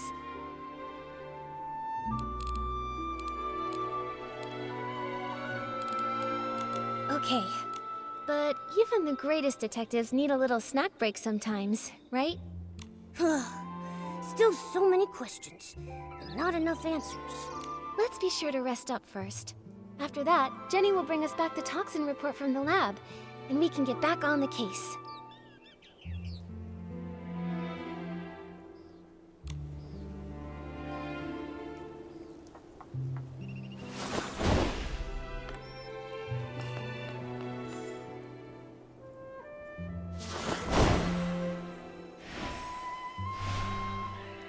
Do this to the Silvergale Wreath. This isn't just a stain on the world of detergent. It is a disgrace to the entire abandoned district. Hold on. Slow down, Alan. Why are you so fired up? Careful, buddy. You're so puffed up, you might float away. Miss Nikki and Mr. Momo, I didn't expect you to catch me in such a ruffled state. This is infuriating. Someone really messed up the crates. Give me a break. Who in their right mind leaves Silvergale wreaths lying around? Everyone in the abandoned district knows those are sacred. Back in the day, if I so much as bumped into one, I'd have to recite 3 of the Silvergale's verses by heart on the spot. Calm down, Alan. Just tell us where the crates go. We'll help you sort them out.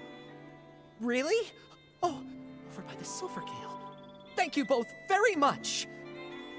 Someone must have switched the detergent crates with the Silvergale wreath crates. I just finished sorting the detergents.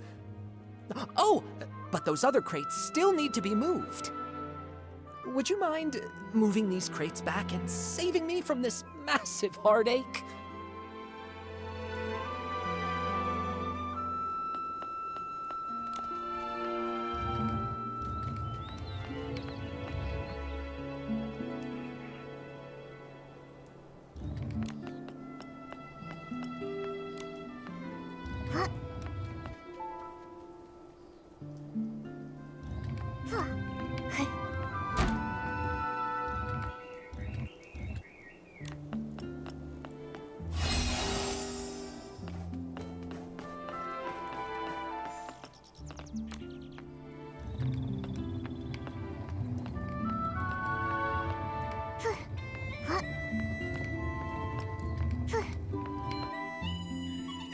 Yes, perfect!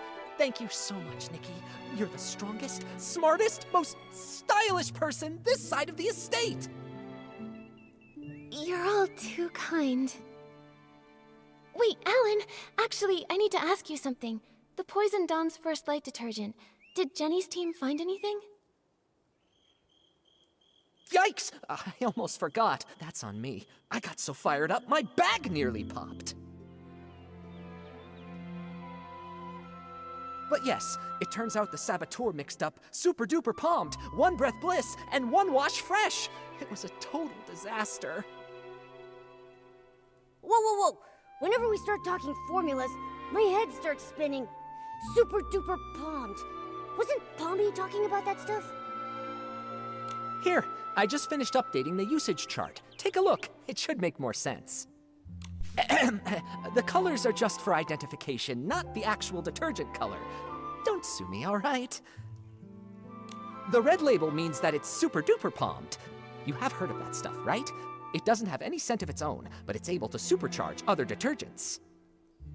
The yellow one there is called One Breath Bliss, which can be used to make super scented palmed.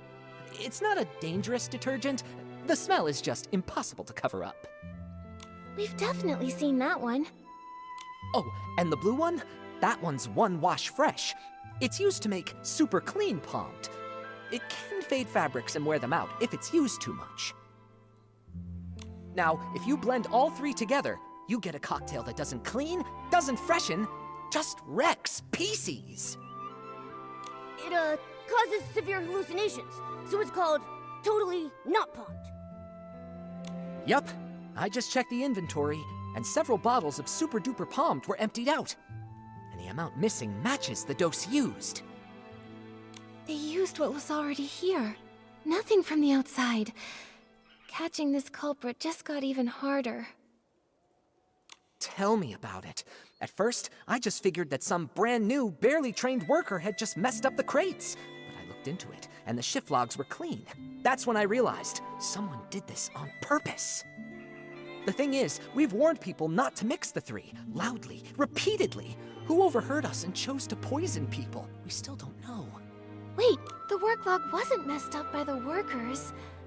Oh, I just realized. One more thing's out of place. It's the scarf from the Savoring Garden. Nikki, did you mix up the 2 cases? That was from the last one. We're investigating the case of the missing suitcase, not the case of the missing journal anymore. Sorry. Let's try again.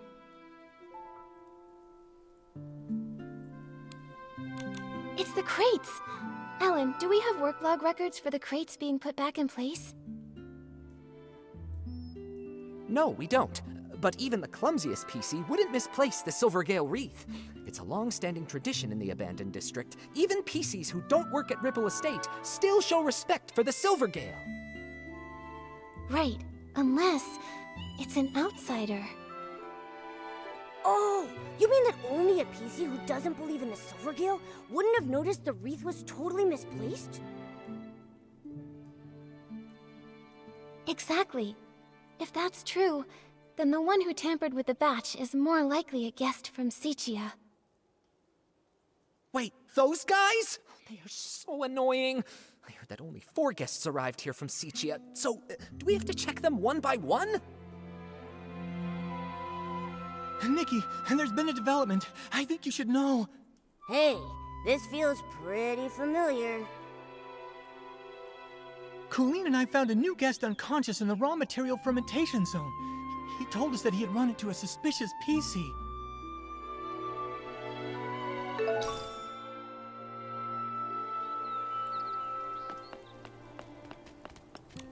Pommy, what happened here? A guest was just attacked. They were knocked out near a big wooden barrel by the raw material fermentation zone. On the day that Dawn's First Light detergent was poisoned, even after everyone slowly started to recover, Colleen was still a bit dizzy, but she insisted on doing the nightly tour as usual. She asked if I could accompany her. I was worried about her, so I agreed to go along. When we got near that area late at night, she suddenly asked, "Do your employees always come here to rest?" It was only then that I finally saw what was peeking out from the edge of the barrel. A button foot and a white glove. I leaned in closer. That's no lazy employee, I thought. That's definitely a knocked out PC. Good thing you passed by in time. How's the PC that was attacked? Where are they now?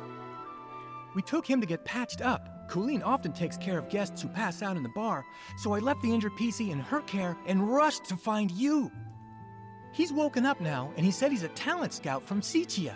He's probably the kind who hunts for big stars like Madame Julie. Ugh, all these poisonings and attacks. It's just such a headache. Detective Nikki, only you and your sharp deductions can catch the culprit. Please, we're counting on you. Don't worry, we won't let you down, Pommy. Could you take us to see this new guest? The guest is also from Sichia. He arrived just before dawn yesterday, but he got lost while looking for a staff member to register. He said he only remembered asking for directions from a PC covered in patches. Then, all of a sudden, he just blacked out.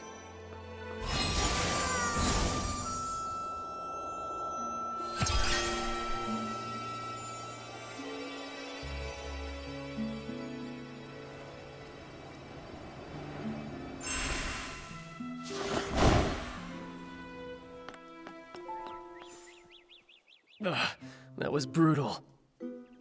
Is it really that painful? This is unbearable. The gaps in the fabric were packed with dirt, and each of the threads reeked of dust. I was able to wash my hands, but I just touched my portable detergent bottle. It's just dirt. It won't kill you. If you still have the energy to worry about washing your hands, I'd say you're recovering well. Benny, this is Nikki, and her little yellow friend down there is Momo. They're very trustworthy. Whatever happened, you can tell them. Hi, Benny.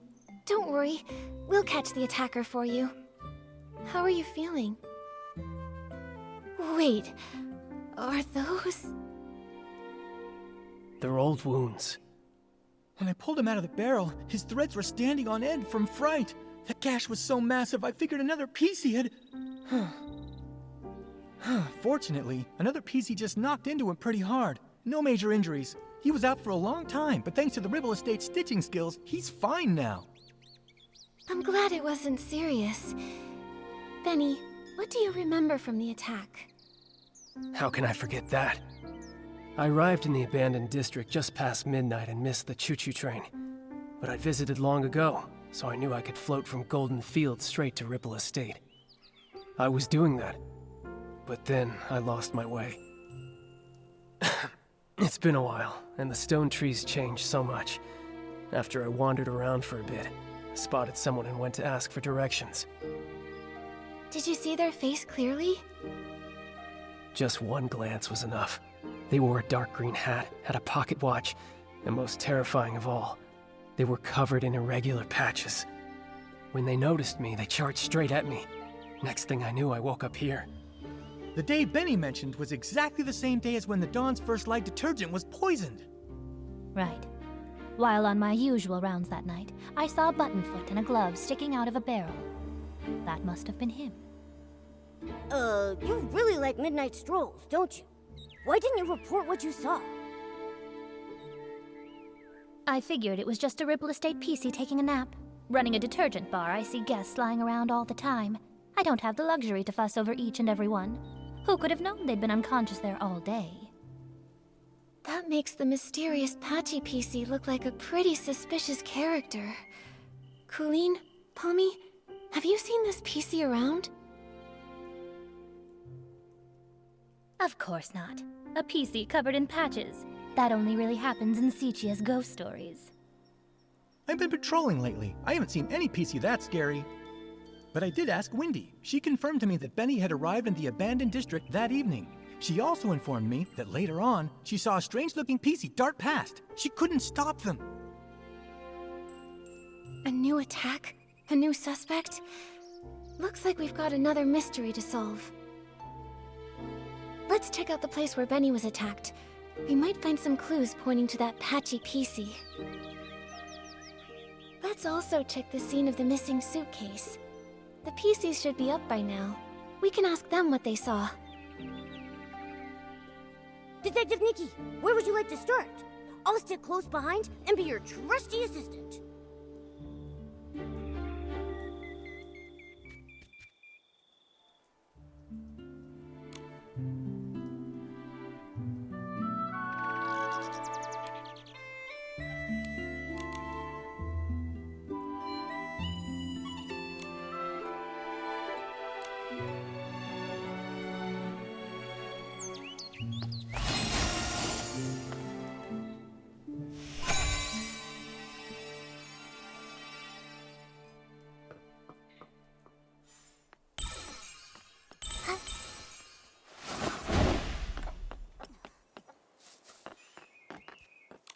A few detergent bottles all lined up.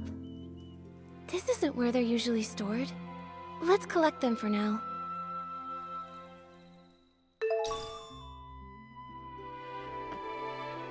Yup.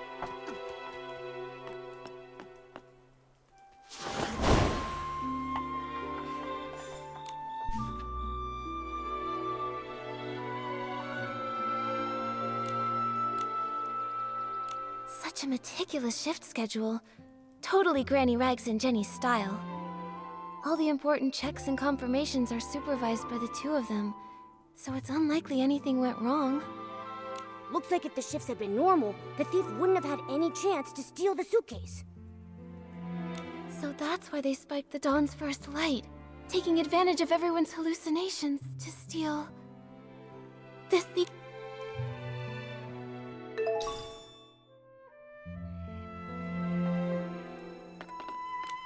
Looks like the door was pried open. While everyone else was trapped in the hallucination, the thief must have opened it and stolen the suitcase full of scraps.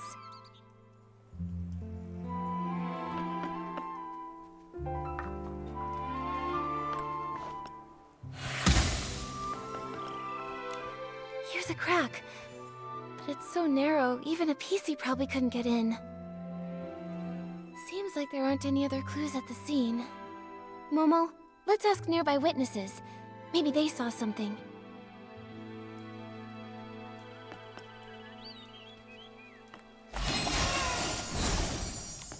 Oh, Silvergale, I've made a disaster!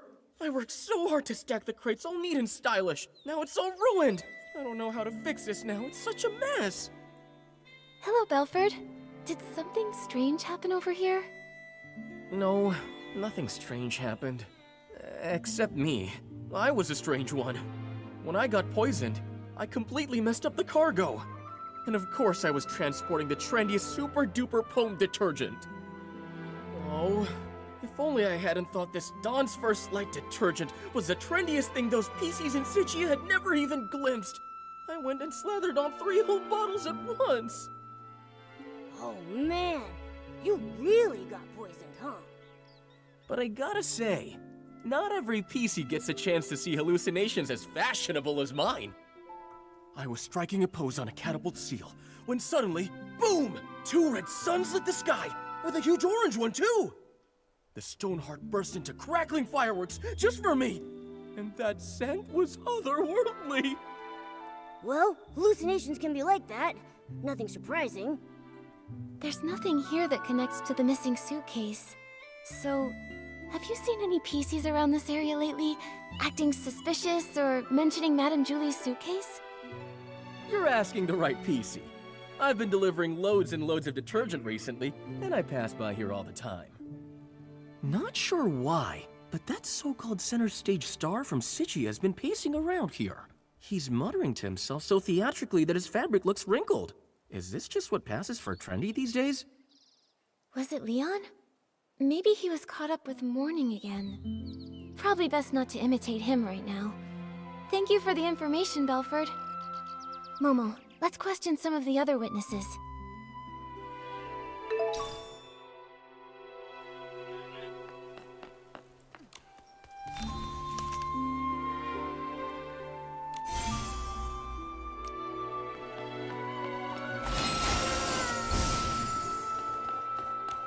Ugh, so frustrating! Not enough fruit juice, and I lost my rhythm. Calm down, Squeaky. Could you tell us a little more about what happened this morning? I got poisoned by the detergent, hallucinations swirling out of view. As for the PC who stole the case, no clue. It's fine. There might be clues in your hallucination. Tell us all about it. Trying to remember. Let's see. Pressing juice with all my might, the fruit, it goes flying. What a sight! The fruit bag sprouts arms and legs, scurrying and scampering around in fright. The bag. It said its stone tree no longer had hanker fins, no matter how deep the water was. This hallucination, I honestly can't tell if it's supposed to be literal or abstract. But a bag with arms and legs, and it could talk. That's basically a PC. That makes sense, which can only mean that Squeaky probably saw the thief at some point. Quick, what else did you see? The more detail, the better. I shared the stage with the Sovereign of Sexy and showed off the art of juice pressing. But that sack screamed so loud, I completely lost the rhythm. The crowd ran away in fright. The other sack lost its fight. Fruits tumbling left and right, spilling all the juice that night. Don't be sad, Squeaky. All that juice, it was just a hallucination. What happened to that loud PC afterward? It kept floating, upside down and round, but where it went, I never found. This is really strange, Nikki. Why would the thief move upside down? Could it maybe have something to do with how they committed the crime? I've got no clue. Let's go ask some other potential witnesses.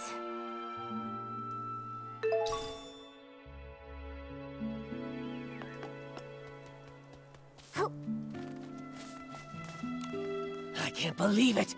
I would never take that fabric, even if it was for the greatest experiment the world has ever seen! Once I give my statement, I'm going straight back to the lab to check on my beautiful fabric. Hello, Gordon. We really appreciate you offering to help us with the missing suitcase investigation. Of course I'll cooperate. That was just any old ordinary fabric. I can't believe that thief didn't leave a single scrap behind. As the cloth inspector, did you check the scraps? Find anything unusual? Those scraps were nearly full to the brim with whim. Great materials for experimentation. My work may be paused, but my new ideas keep piling up every day. But there is no soul left within those scraps. Even I am not able to stitch them together into a full body. Hey, those scraps are from a PC. Don't you think your ideas sound a little distasteful? I haven't lost myself to craziness. I'm simply telling you my findings. I examined them thoroughly. The culprit was incredibly careful, leaving no clear traces of a weapon. All I can infer is that the cuts were likely made with scissors.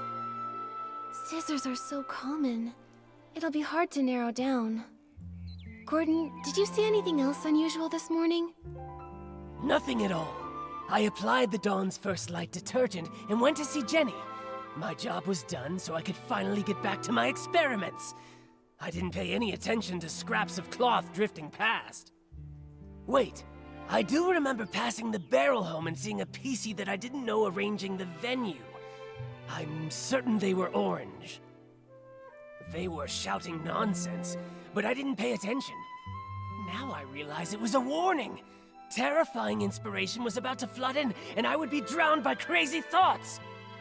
An orange stranger that was setting up the venue. That must have been Leora. Which means when Gordon saw her, she was already in a state of hallucination.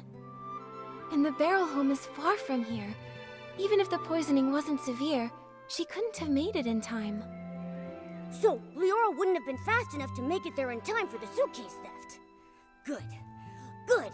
That's one more innocent PC to rule out. Thank you, Gordon. No further questions. I hope your experiments go well back in the village.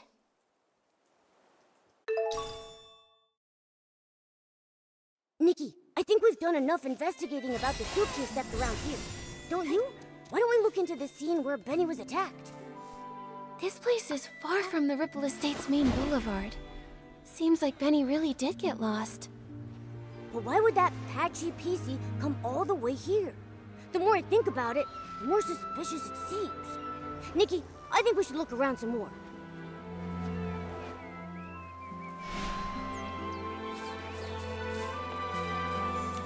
Look at these wood chips.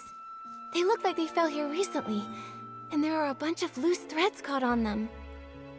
Huh.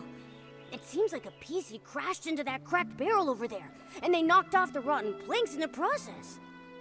Nikki, let's check the ground nearby for more wood chips.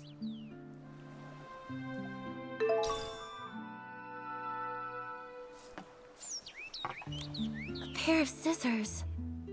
The attacker must have dropped these. Scissors? Torn fabric? A patched up PC. Ugh, just picturing it is giving me goosebumps. Thank goodness Benny was only knocked out.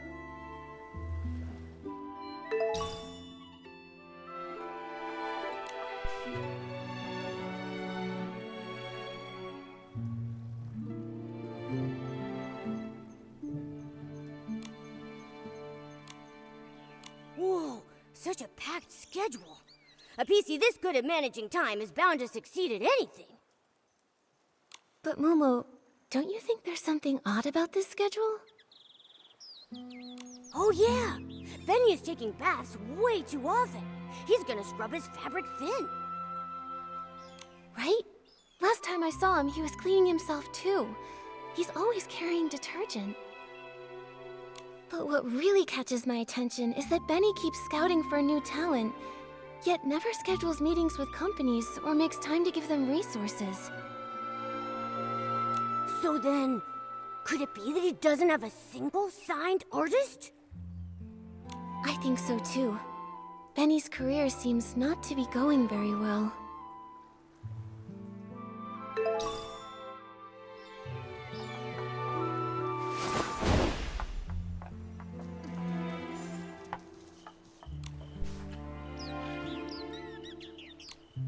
The materials in the fermentation zone have been normal lately, and Alan's analysis confirms it. So the Dawn's first light incident likely didn't start here.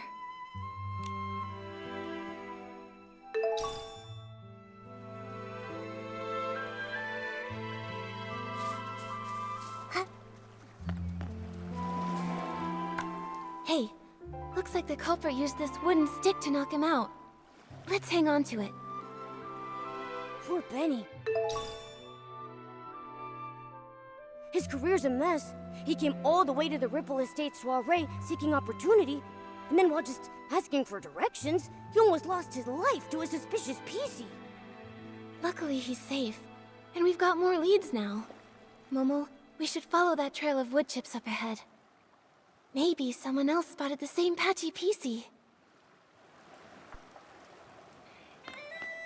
Benny reported that he had no external injuries, and the trail of wood chips leads away from the main boulevard. Which means these wood chips weren't from the attack on Benny. They were left behind by the patchy PC as they escaped. Ugh.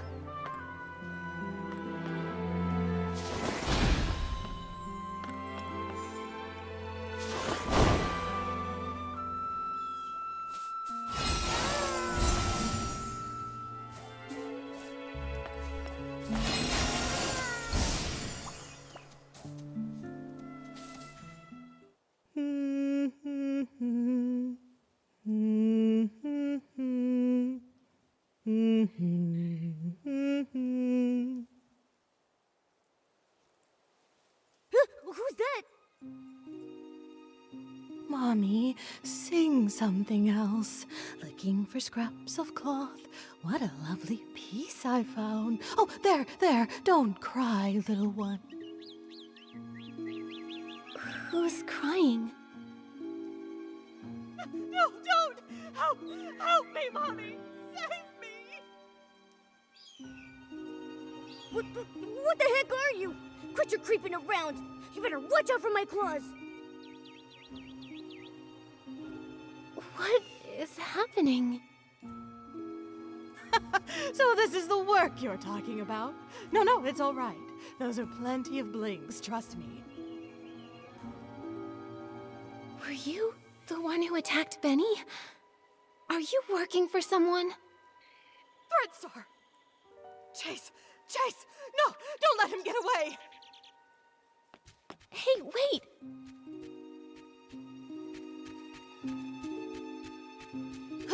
Wow, she's already gone! A hat, a pocket watch, and then she also had all those patches covering over half her body. She definitely has to be the PC who attacked Benny. But then, she also said something so strange. I couldn't make heads or tails of any of it. Exactly. She's rambling complete nonsense. Talking and talking without making a bit of sense. Wait a second. Nikki, look over there. I think she just dropped something. Let me see.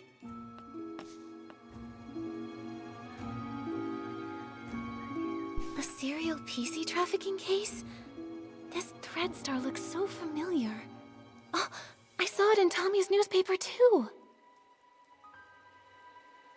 It really is the same company.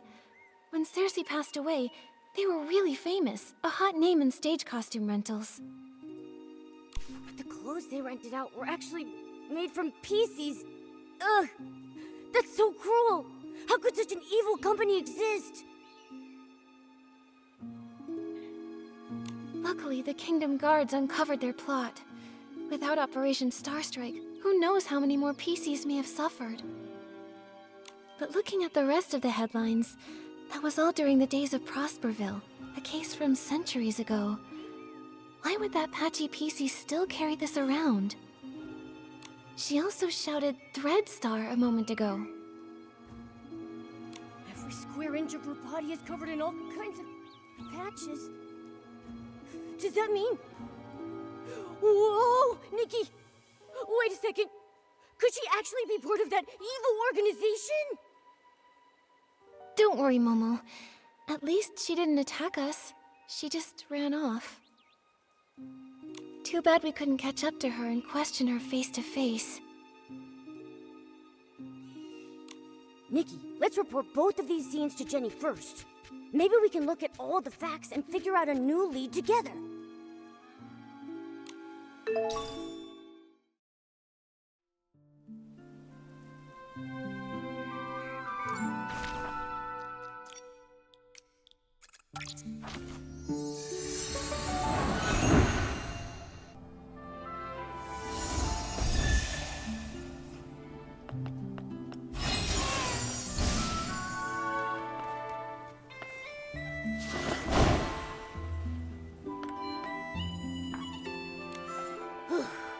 The Dawn's first light prep area, the site of Benny's attack, the missing suitcase scene, we finally investigated them all. Wow, I am exhausted. Does it always take this much hard work just to uncover the truth and solve a case? Well, Momo, now you know. Being a detective isn't easy after all, huh? Thank you. Once this is all over, I'll tell everyone in the estate about the heroic deeds of our two great detectives. And the estate's resources are always open for you to use. Of course, Jenny. Anytime. We really want to catch the suitcase thief, too. Besides, the investigation wasn't fruitless. We uncovered plenty of clues. Let me think. Let's start from here. Though the method of the poisoning was clever, and doesn't directly pinpoint the culprit, it does still have one tiny flaw. The misplaced crates! Right. Every PC in the abandoned district holds the Silvergale in high regard. According to Alan, no one would dare put the Silvergale wreath in the wrong place. Yeah, Even if they're not estate staff, no one would casually break the abandoned district's traditions or disrespect the Silvergale. So it's just like we suspected. The outsiders from Sichia are the more likely suspects. Right now, there are half a dozen guests at the estate who come from Sichia. You two must know about them already. Our suspects must be among those 6. Apart from those things... That Patchy PC is definitely suspicious. But apart from Benny's testimony, we don't have any solid evidence against her yet. And she's so skilled, we haven't even been able to catch her for questioning yet. Also, we couldn't understand what she said. Interrogating her could be pointless. True, but her skills actually make me less suspicious of her. If she were the thief, couldn't she have knocked out the guards and taken the suitcase right then? That's right. If she was so strong that even Miss Nikki couldn't handle her, ordinary PCs from the estate wouldn't have stood a chance. Causing large-scale chaos with poison would be unnecessary then. Still, this is all just speculation, not proof, so we should still keep her on our suspect list. Apart from those things... The suitcase was the thief's real target, so the missing suitcase is the key event. Based on the shift schedule we saw, the thief acted during the chaos caused by the poisoning. We questioned several witnesses at the scene. No one saw anyone suspicious, meaning the thief only had the chance during that short time when they were all hallucinating. Yes, and by the time Miss Nikki finished questioning Tommy, the theft was already over.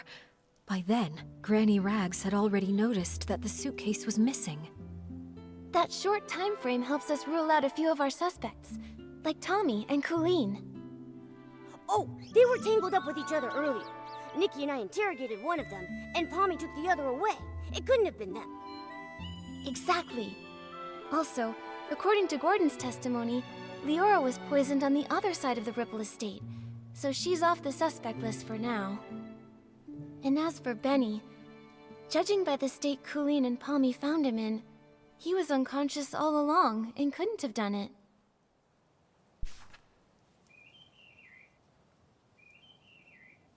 Wow, you're right! This really narrows down the suspect list.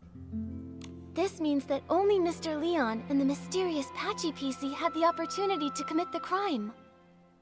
Well then, because Detective Nikki, thinks the Patchy PC is less suspicious, I'll represent Ripple Estate and invite Mr. Leon for a talk.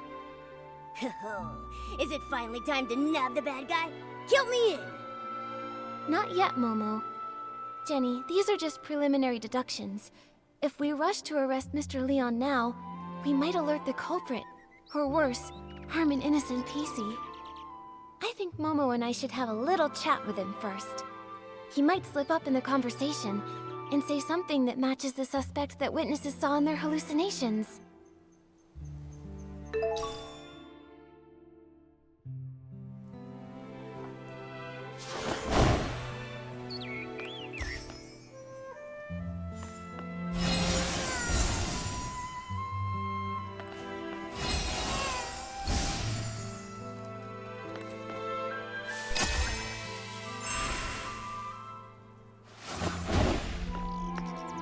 So that's it.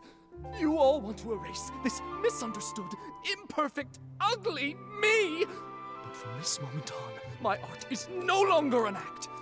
It is existence itself! Excuse us, Mr. Leon. Could we ask you a few questions? An interview? I oblige. You could call it that. We just want to ask what you were doing when all the PCs were poisoned. Normally, I'd be by the window, watching the sunset. The break of day. You see, an artist's mind will always paint in a few more details that extend beyond reality. Didn't you get a bottle of Dawn's first light?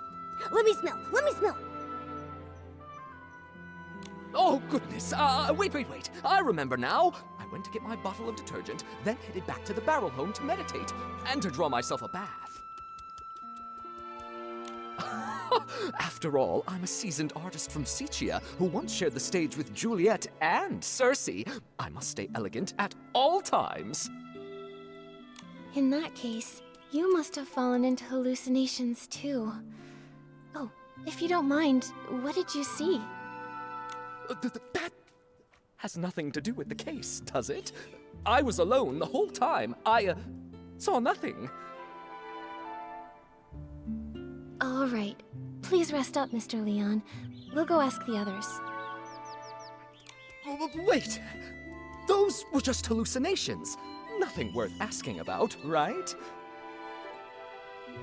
Oh, but Pommy was awake at the time.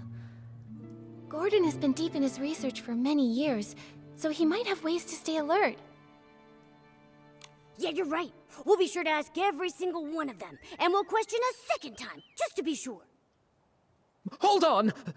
If I'm honest, that wasn't the truth. After washing myself using the detergent, I went to, the suitcase storage area. What for? Don't tell me you were up to something shady. An artist's inspiration is not a dirty trick. I only went there to drown myself with sorrow after losing Julie, to give myself space to feel. As the scent of detergent lingered, I used those new sensations to reimagine the climactic scene of Act 7. Mr. Leon, could you recreate the scene for us? Your art could really help our investigation. Oh, but of course! I see the twinkle of true artistic yearning in your eyes. Now behold, Act 7 of the Fool's Submission! Oh, Nikki and I have never seen a live Sicilian performance before. Mr. Leon, your show was amazing. Would you let me take a photo to remember it?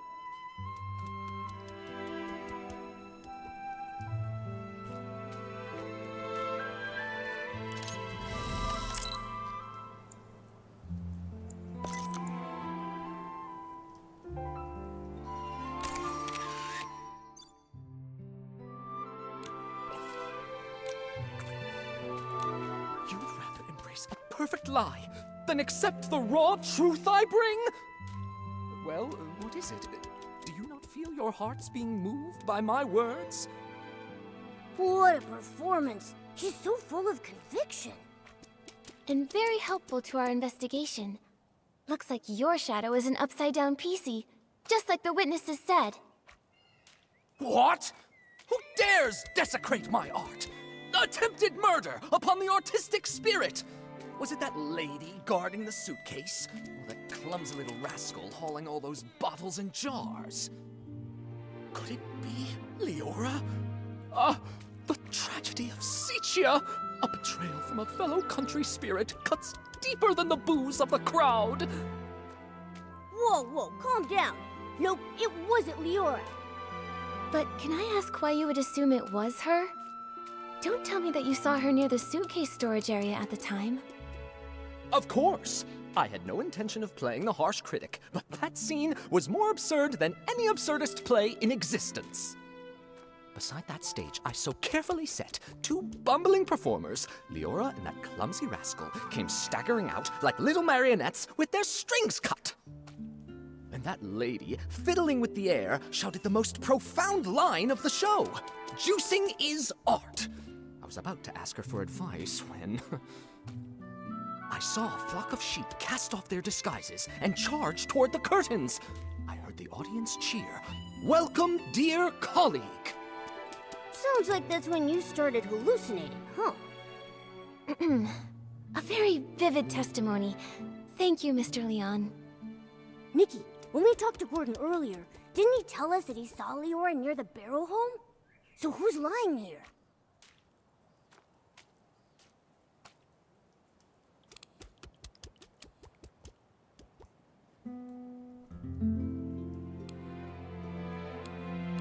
It's Gordon who's lying. Also present at the scene back then were Squeaky and Velford. Velford mentioned earlier that he saw two red suns and a big orange sun in his hallucination. If that's referring to Leora's red glasses and her bright orange hair, it all makes sense. Right.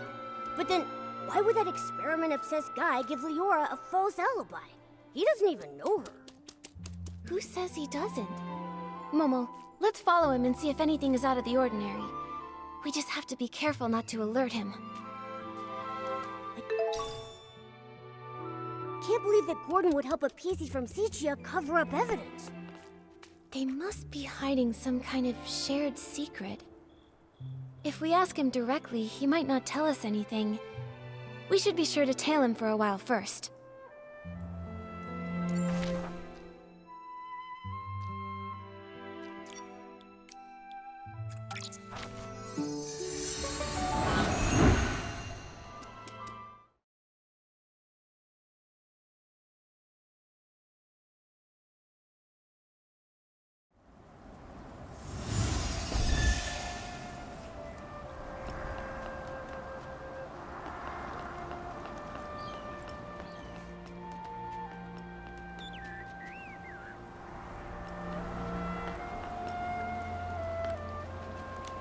He's really trying to avoid the others. Where is he going? Shh! Nikki, let's follow quietly.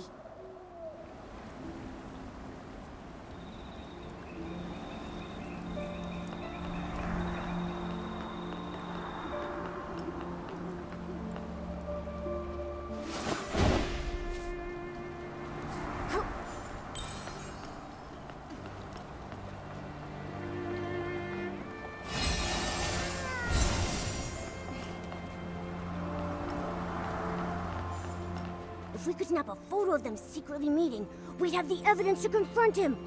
Nikki, don't get too close. We don't want them to catch us.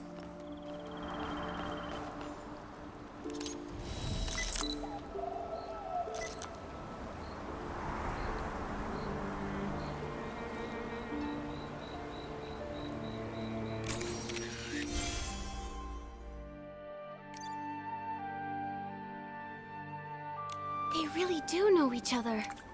Once it's daytime, we'll visit Gordon and ask why he lied.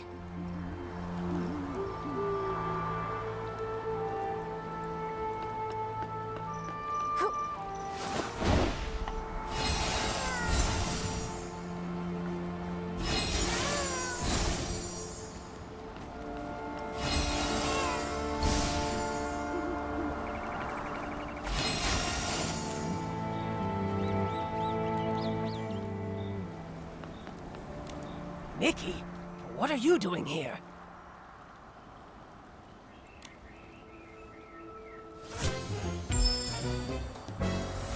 Gordon, I have a question for you.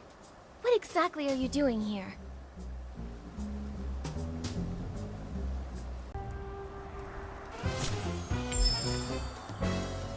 Gordon, I have a question for you.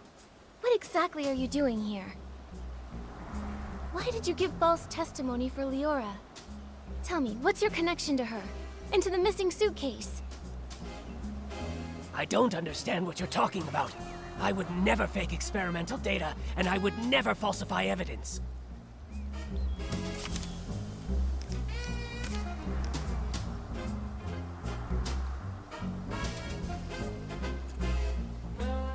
What are you showing me this for? If it is nothing important, leave and stop getting in the way of my experiments. I don't understand what you're talking about. I would never fake experimental data, and I would never falsify evidence.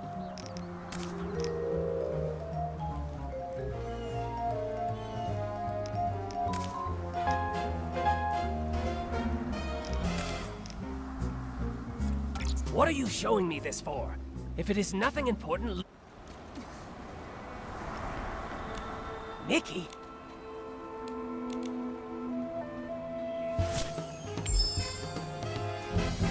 Gordon, I have a question for you. What exactly are you doing here? Why did you give false testimony for Leora? Tell me, what's your connection to her? And to the missing suitcase? I don't understand what you're talking about. I would never fake experimental data, and I would never falsify evidence.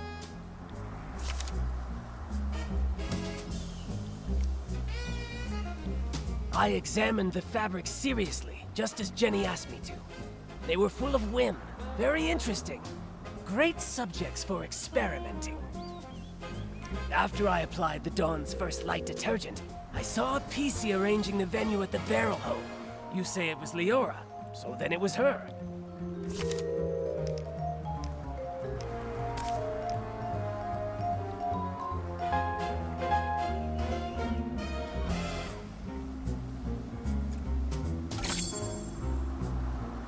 Is that so?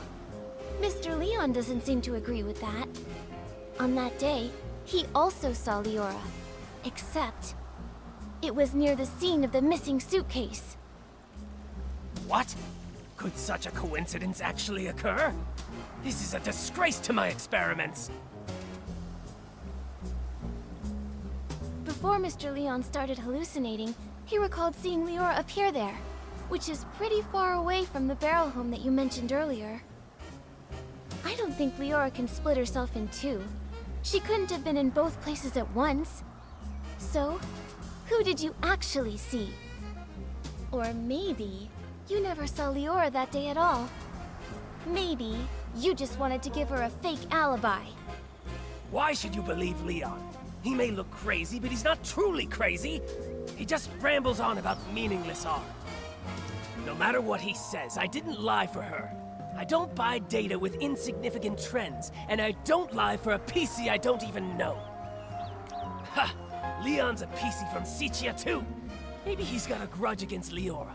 Why don't you just accuse him of framing her? Just leave me alone! No matter what he says, I didn't lie for her. I don't buy data with insignificant trends, and I don't lie for a PC I don't even know.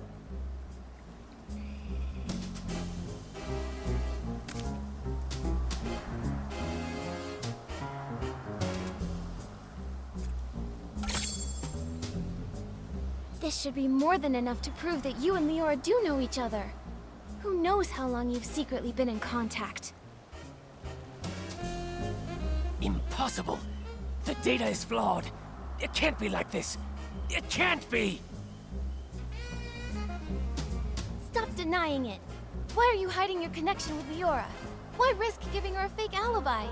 Why are you disrupting our investigation? You'd better have a convincing explanation. If not, I'll have to hand you and Leora over to Jenny and the others as the prime suspects for the missing suitcase.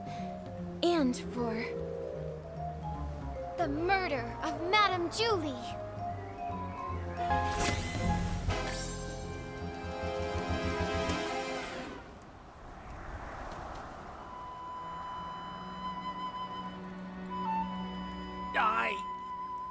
Miss Nikki, please don't trouble Gordon anymore. Leora. You've been here the whole time? Tell us, what do you two have up your sleeve?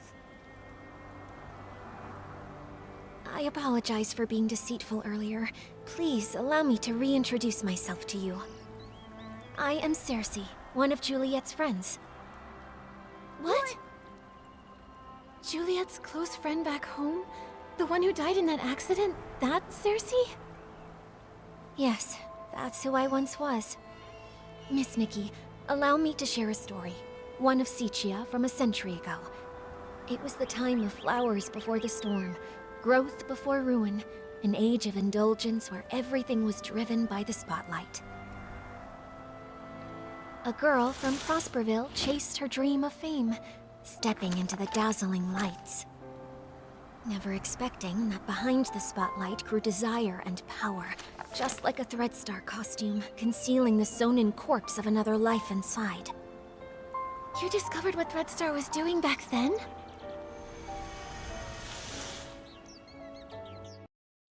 That's right. The dazzling facade was ripped away, and I witnessed the awful darkness. Naive, silly, call me what you'd like.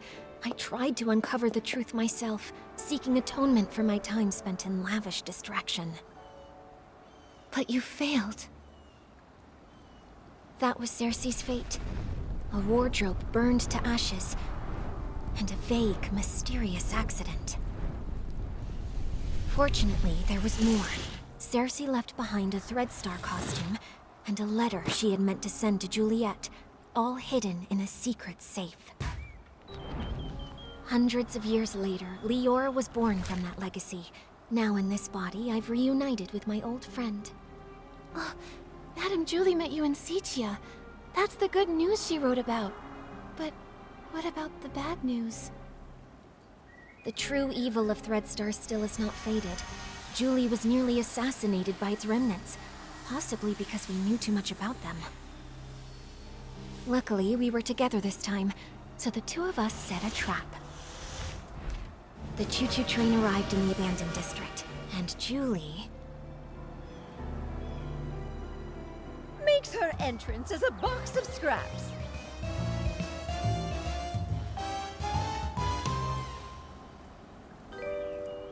Madame Julie, you're alive? Darling, I may be old, but I've still got death beat. I won't go down before we catch Threadstar's remnants and avenge my little Cersei. Don't get too excited. Don't forget, right now you're Threadstar's biggest target.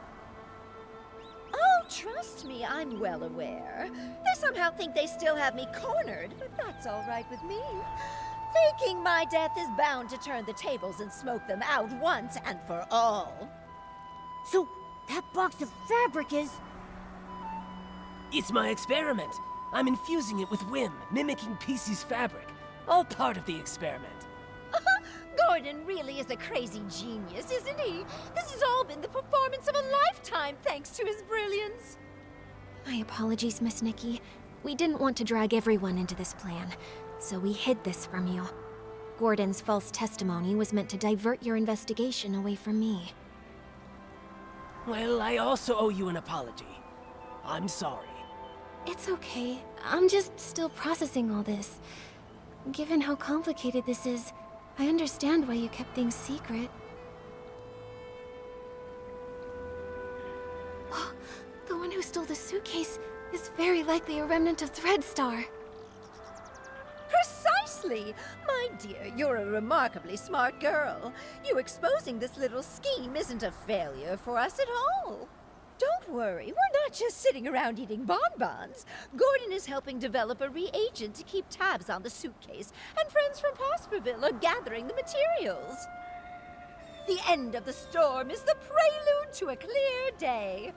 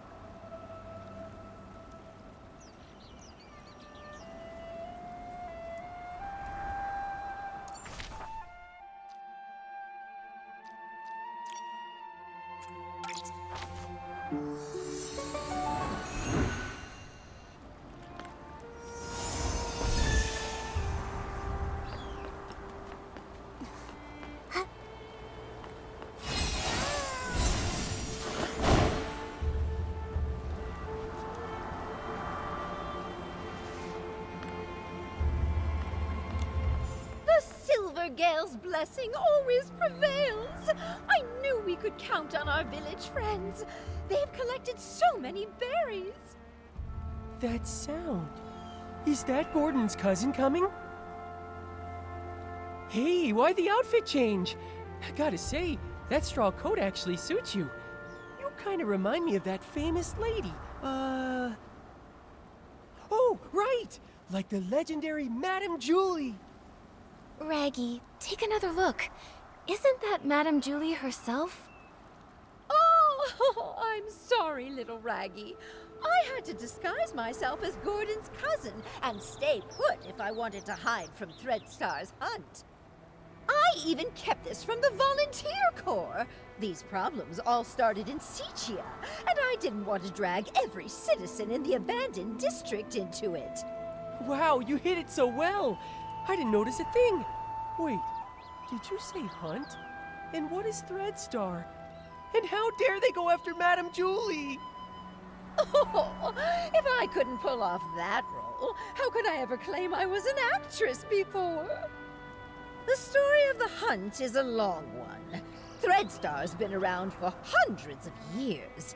If it hadn't been for Yarny, I wouldn't have suspected they were still active. Yarny? The same one you mentioned in your journal? The reason you wanted to visit Sichia? The very same! He would send letters now and then showing me the new detergents he'd learned about over the past few years. But a few months ago, the letters suddenly stopped. What does Threadstar have to do with... Wait, could Threadstar have taken Yarny? Yarny had never encountered such ruthless villains before. Being a lone PC, no family or connections, he was an easy target.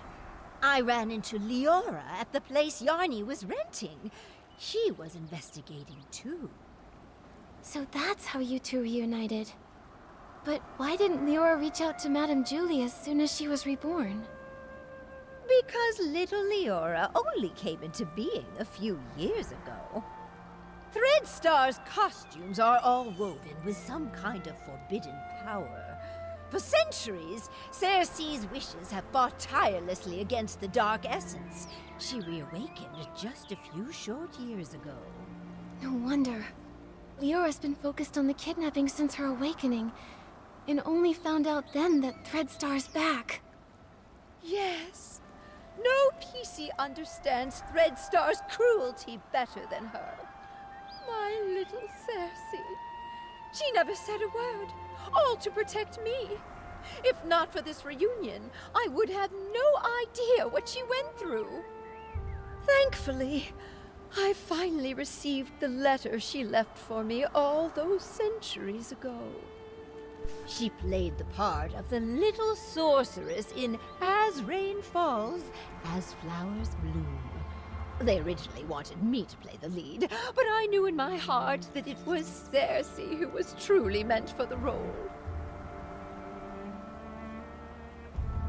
She was thrilled when she got the role. From the first act to the final curtain call, she scrutinized every word over and over. The storm teaches us to obey, but flowers give us the courage. Dearest sister, remember, sunny days are always waiting. She went over that line 17 times. Maybe when she wrote that letter, she remembered that very line. So she set off, carrying flowers and courage. Like the little sorceress breaking through the storm, Cersei faced the evil Threadstar head-on. Yes, she was such a silly girl, trembling with worry before going on stage. But when that spotlight found her, she was full of strength. It sounds like Leora never gave up investigating Threadstar. Nikki, we've got to work hard too. We can't let those villains win again. Right. The tragedies Threadstar caused must never happen before our eyes again. We Forgottens aren't going to stand by either. Madame Julie will be safe here with us, while we sharpen our blades and prepare to tear those rotten threads apart. Those berries you collected will also be super useful. The juice they produce is known as Stitchy Splash, and it is a key ingredient for the tracking reagent for the suitcase. What can Momo and I do to help? The berries are almost ready. Let's pick the best ones we can find and juice them together. The wild party to declare the war on the storm sets off.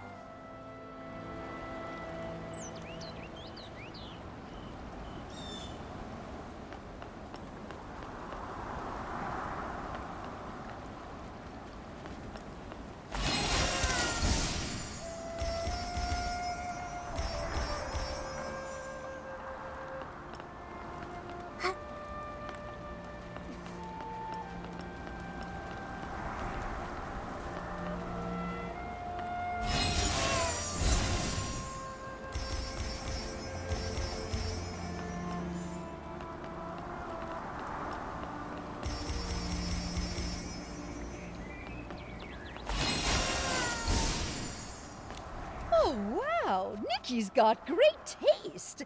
Now that we've got the berries, it's time to press the juice. Listen, my darling. Only by dancing as a duo with passionate burning souls can we help these shy berries fully loose and join our wild party against the storm. Nikki, are you ready? I'm ready. Let's start right now.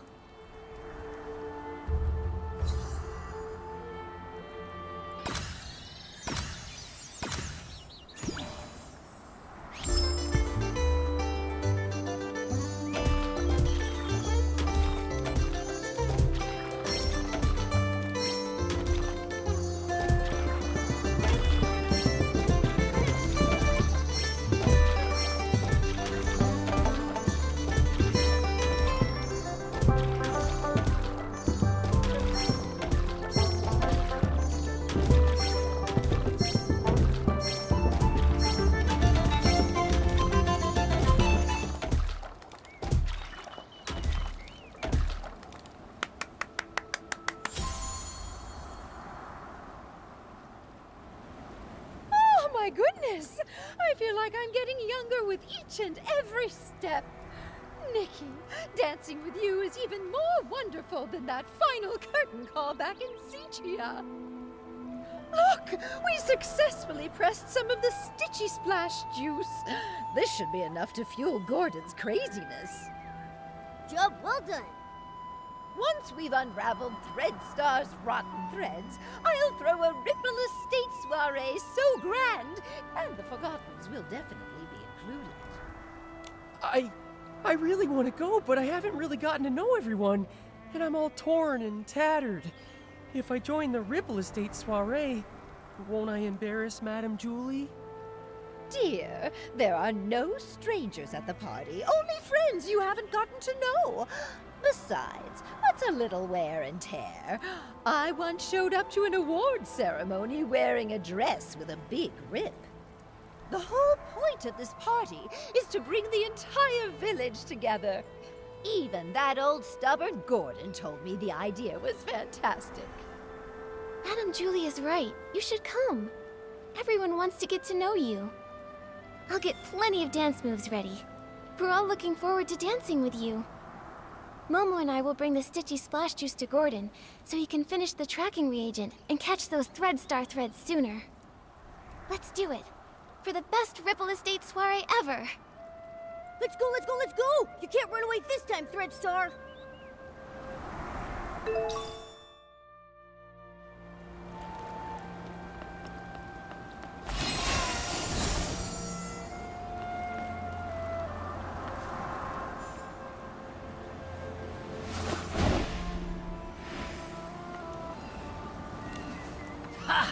Just a bit more craziness, a bit more inspiration, and a bit more...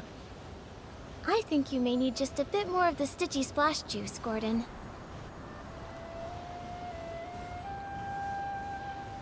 I did it! Finally! This reagent is a tiny miracle that will make every piece's heart skip a beat! Gordon, you did such a great job! All thanks to Julie, who handed me a whole box of blings, plus the Floragale cloths she'd kept for years. Without them, my progress wouldn't have been nearly this fast. The deal is finally settled! Deal? What deal?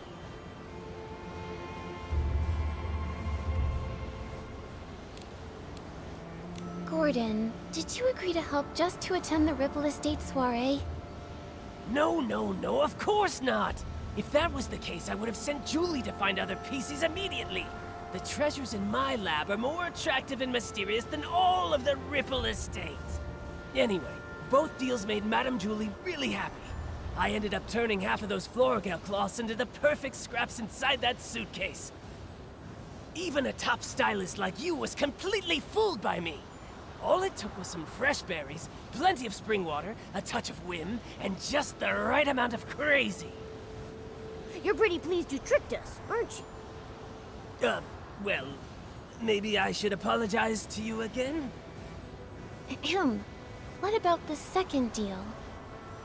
This reagent right here. I call it more Floragale cloth. Here, take it. I didn't have a lot of time, Otherwise, I would have tested more options, like adding flight fruits, maybe making the suitcase fly back itself, or even get it to sing. Gordon, this is great as it is. Momo and I can't wait to try this crazy and brilliant invention. Perfect. You just have to spray it on suspicious ground and let the wind guide you. It can detect the lingering scent of the One Wash Fresh detergent perfectly, every time. But I thought One Wash Fresh was a very common detergent. Will this really help us find the suitcase? No one cherishes their suitcase as much as Julie does, and no one washes with One Wash Fresh 3 times a day like she does. That means the entire Ripple Estate, no, the whole abandoned district, could not have a clearer target than that. All right then. Should we give it a try? You can question my character, sure, but you have to trust my scientific knowledge. Leora tested the product when I was half finished making it, and the scent trail led her straight to Golden Fields. Now that it's finished, more Floragale cloth works even better than that. Gordon, you've said the reagent's name a bunch of times. Are you trying to hint at something? Thank you, Gordon. I can't wait to use your great invention to catch those Threadstar crooks who stole the suitcase.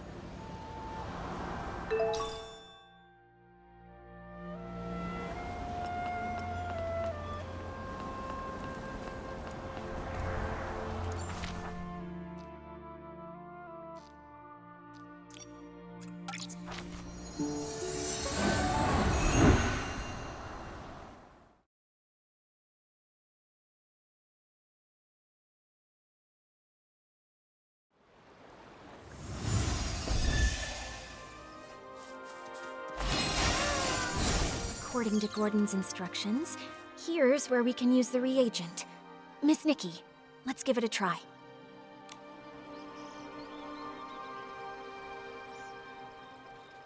The scent trail really appeared. Amazing! Gordon's inventions never fail to impress.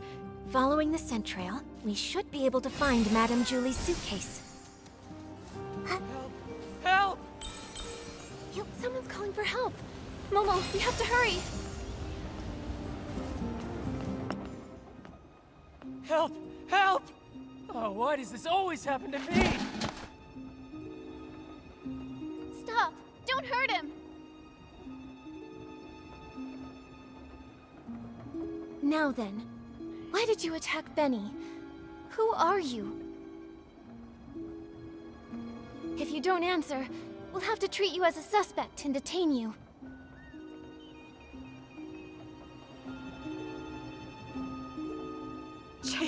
Chase them! Kidnapping. Kidnapping? What do you know?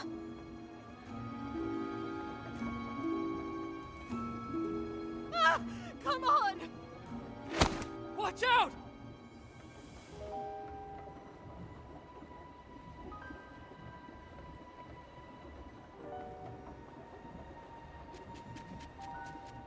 Ugh! Still couldn't catch her!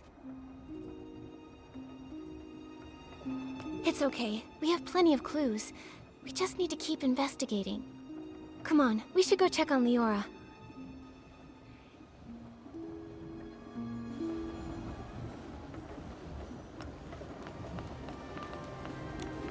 Leora, are you okay? I'm fine, really. But maybe the PC who just called for help needs you more. Benny, are you alright? Just like you saw. Cleaned my fabric and now it's filthy again. I smell like fresh mud all over. This place has smelled the same for hundreds of years. But thank you for saving me. Can you tell me what just happened? Why is that patchy PC chasing you again? Because I always ruin her schemes. Like my career isn't miserable enough already.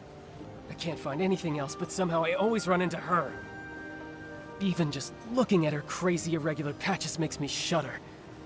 It's as if all my threads are twisting into knots. But fabric getting damaged is normal, right? Everyone gets hurt. You even have some stitches on yourself. That's why I always make sure to cover the tub with bubbles before I get in so I can't see myself. Happy now? All right, Benny, back to the case. you told us you caught that patchy PC plotting something? Exactly. I saw her sneaking around behind that haystack. But before I could get a good look at what she was doing exactly, she rushed straight at me. Nikki, the scent trail on the suitcase. It's pointing in that direction. The last time that patchy PC appeared was just before the suitcase was stolen. Now she's here again with the scent trail at Golden Fields. Definitely suspicious. But then again, there's another PC who's always around there too. Benny, might I ask, why did you come to Golden Fields? You suspect me? Just a routine question. Work. I came to look for potential stars here. And to see the endless sea of wheat. But now I'm in no mood for that anymore. I just want to leave the abandoned district as soon as possible. Sitia is noisy, but at least it's safe. May I go now? No problem. Thank you for your time, Benny. Hope your luck improves. That feels familiar. Leora, what do you think? You've been quiet this whole time. I'm fine, Nikki. It's just strange. Seeing a familiar PC again after centuries brings back some feelings. A familiar PC? You know Benny? Of course, but he doesn't recognize me now. Actually, I was part of the reason he moved to Golden Fields all those years ago. Never mind that. It's all in the past. For now, let's track down the missing suitcase. Looks like the scent trail is leading the way. Let's follow it.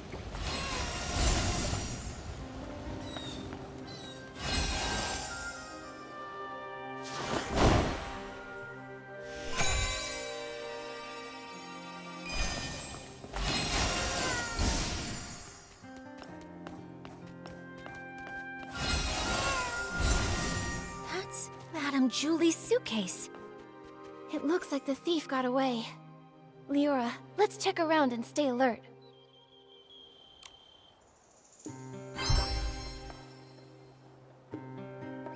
There's a tear here. Is it a scuff mark? Maybe it was dragged on the ground or rubbed against something rough.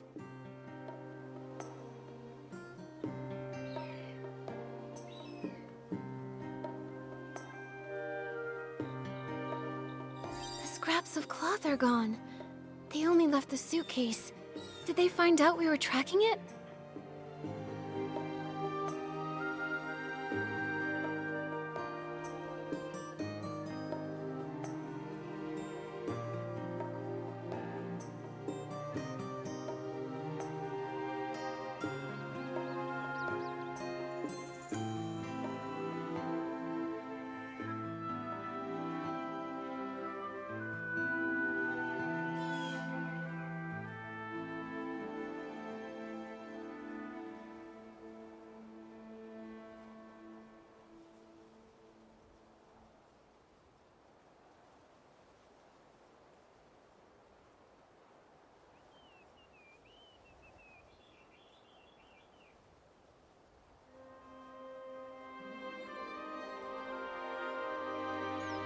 Looks like the suitcase was hidden somewhere secret.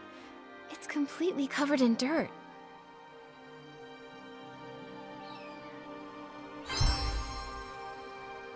Either they tried to hide the suitcase or run away with all the scraps. The thief was clearly in a hurry. The suitcase is covered in dirt and has a scuff mark. Madame Julie's gonna feel awful when she hears about all this.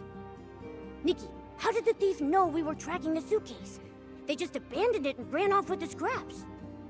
Could it be that Patchy PC? She did mysteriously dash off the moment we spotted her. Maybe she came here afterward to get the fabric. That's possible. But maybe the thief heard the noise from our scuffle and decided to run away from the scene. Either way, the thief risked it all to take the scraps, which means their true target has to be Madame Julie's fabric. What exactly is Threadstar up to?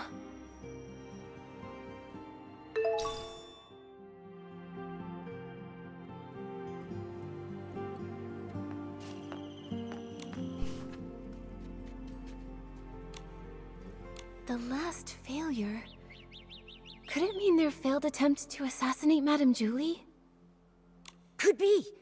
Looks like they aren't giving up. Golden Vision. Maybe that's why they snuck into the Ripple Estate soiree this time. To take Madame Julie's fabric. And what else?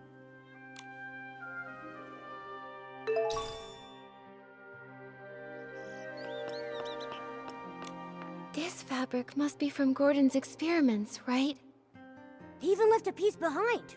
Seems like the thief was really in a rush. Which means we must be getting close. If we can figure out their next move, we'll catch them for sure.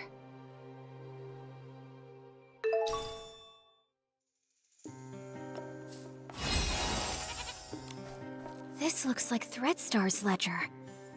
It really was them who stole the suitcase. Let's look around and see if there's anything unusual here. The latest entry says the trades have gone underground.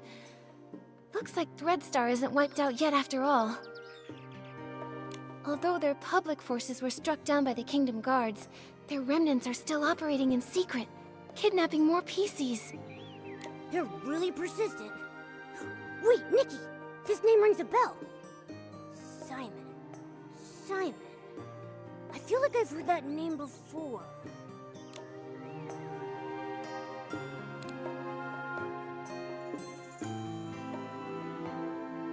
Didn't Colleen mention that name?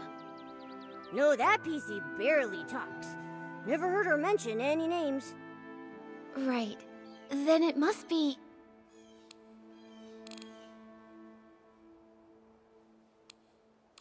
Didn't Mr. Leon mention that name? Not that I know of. All he ever talks about is art. Nothing really down to earth, you know? Right. Then it must be... Didn't Benny mention that name? I don't think so. That guy is way too busy dealing with his own bad luck to pay attention to anything else. Right. Then it must be...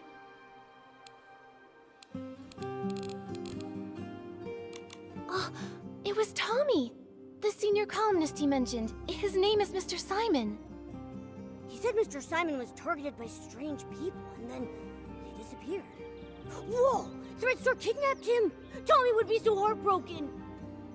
Whether it's for profit or some other reason, they're willing to hurt so many. Unforgivable. Whether kidnapping PCs to make performance costumes or harming those who know the truth to cover up their schemes, their cruelty and evil is absolutely unforgivable. Let's keep looking through this. We have to pick up their trail. Mr. Leon rented Threadstar's costumes so many times. I suppose he had no idea those costumes were made from the fabric of other PCs.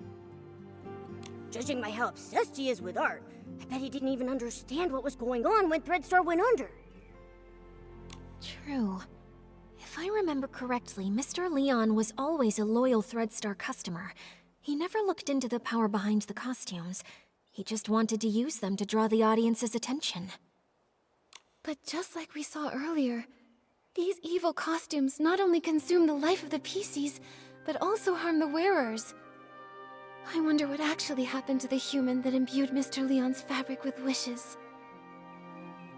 There are other renters, too. Cersei!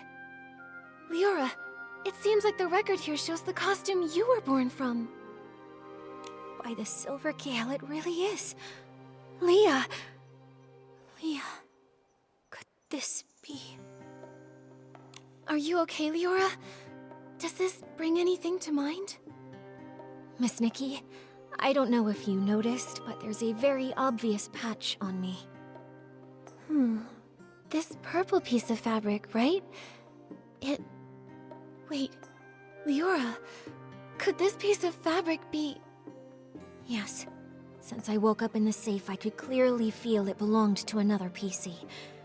It's not part of me. It carries emotions and memories that aren't mine. It belongs to Leah. Only today did I learn her name. But from the moment I woke up, I kept having these dreams.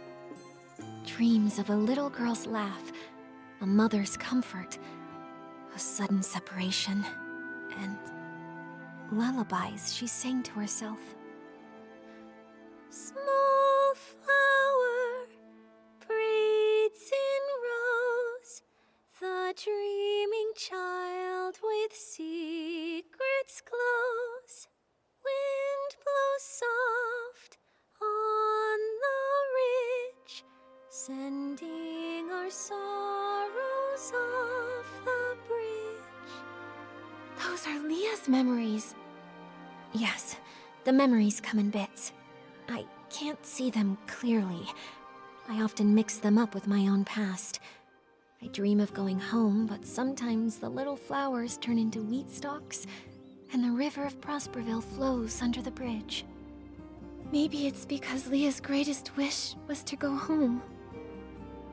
She was just a carefree little girl, but was cruelly kidnapped, taken away from her mother.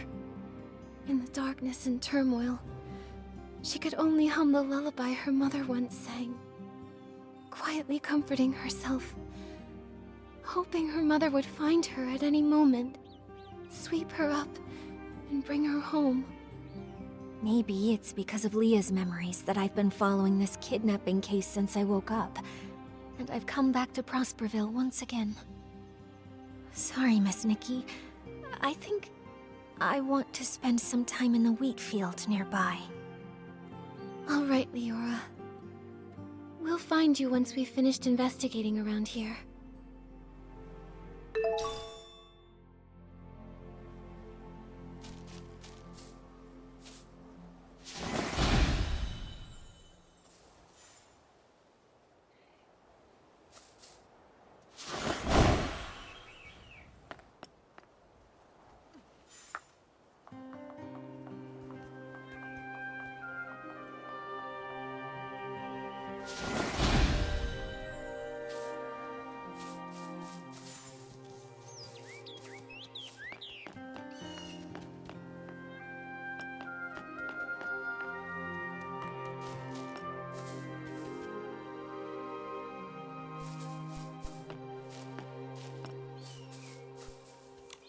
Why are there grain trays here? I don't think wheat stalks usually get processed here. Could it be for feeding the birds? Some of my bird friends love this kind of grain, especially spread out and dried. Believe it or not, it's actually pretty tasty to them. I see. But do other PCs leave the grain here for the birds? Probably not. If other PCs came by a lot to feed those birds, our culprit probably would have been discovered by now. I can't imagine they'd want to hide Madame Julie's suitcase in a risky place like this, especially with so many PCs around. So maybe it's the thief feeding the birds. Could be. But it sounds so strange. Poisoning the detergent, stealing the suitcase, maybe trying to harm Madame Julie, but they're gentle enough to feed the birds? What exactly are they thinking? I don't know. Whether human or PC, I suppose someone's thoughts can get pretty complicated. Anyway, these grains are evidence. Let's take just a little bit back with us. Leave the rest for the birds. If they come back for a snack, they'll find something tasty. There probably aren't any more clues here, but we still don't know where the thief ran off to. Nikki, Leora's still in the wheat field nearby. Let's go find her.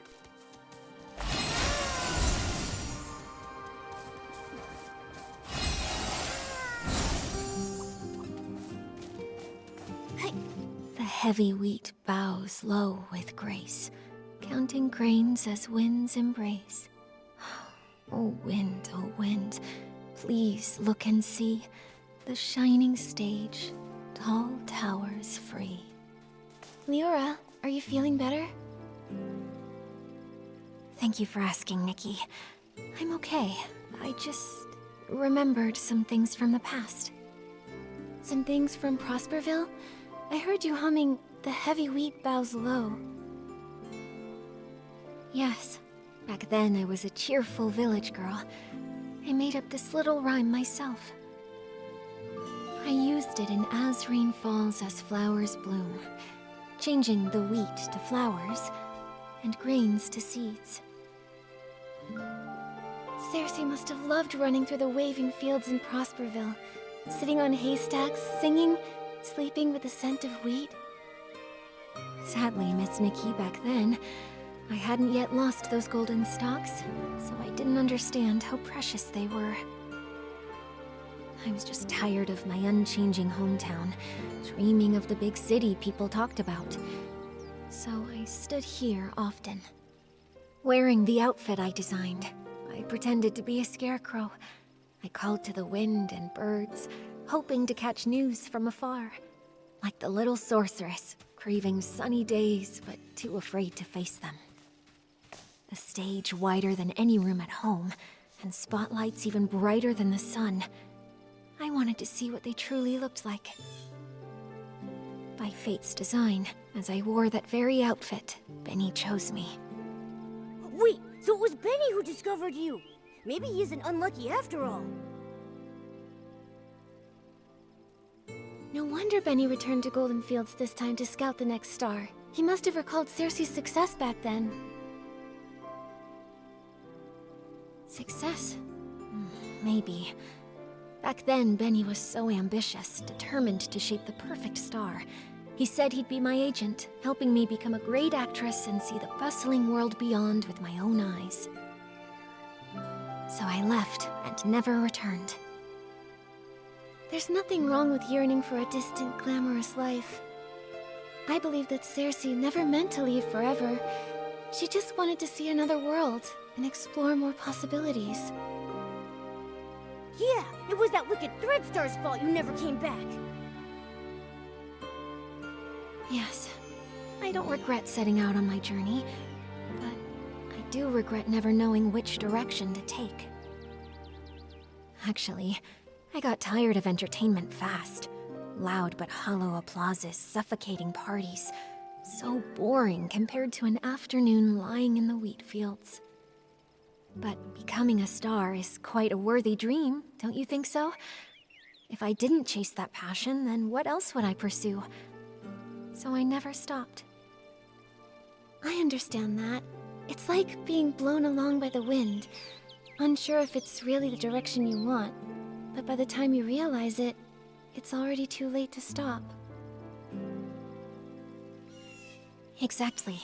I uncovered Threadstar's plot and was drawn to this new, unexpected force. Then, I searched for the truth. I died, was reborn, and I began to dream. Dreams of wheat fields, dreams of spotlights, and Leah's dreams. I searched for my own dream through countless others.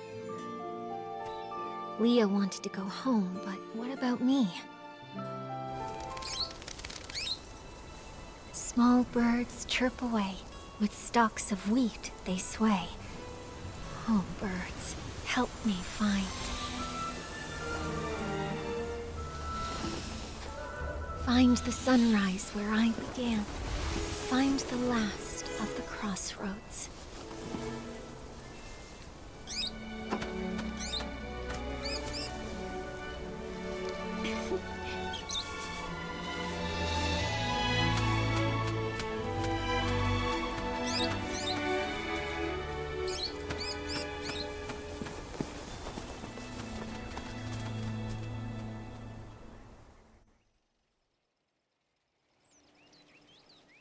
Miss Leora, finding your direction is difficult, and I can't give you an answer right now.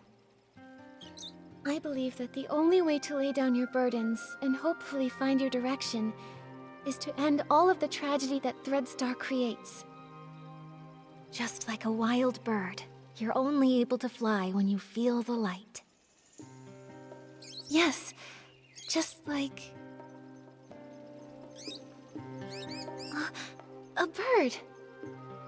Miss Leora, since that Threadstar thief once fed the birds might know where they ran off to. Maybe the birds do know the way. Miss Nikki, no matter where I end up, I never want Leah's tragedy to happen to anyone ever again. This outfit has the ability to call the birds. Let's give it a try. After all, we must find that thief. My inspiration came from the wheat fields, and it's only within these fields that this outfit is able to access its full power.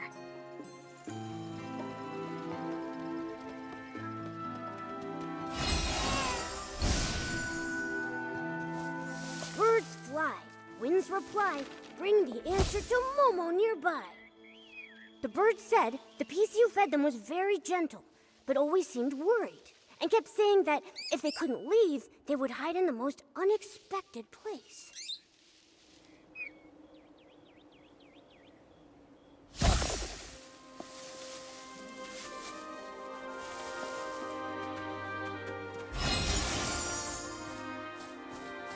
Birds fly, winds reply, bring the answer to Momo nearby. Wait a sec. This Versant said it saw that PC dash away.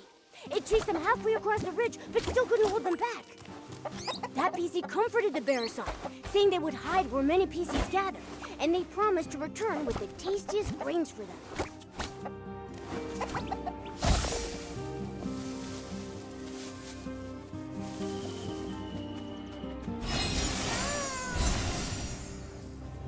Birds fly, winds reply, bring the answer to Momo nearby. Wow, the PC talked with the birds about how to hide from predators.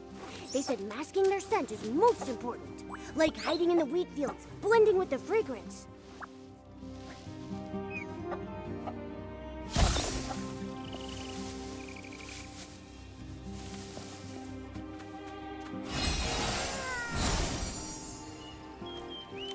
So the birds saw that thief.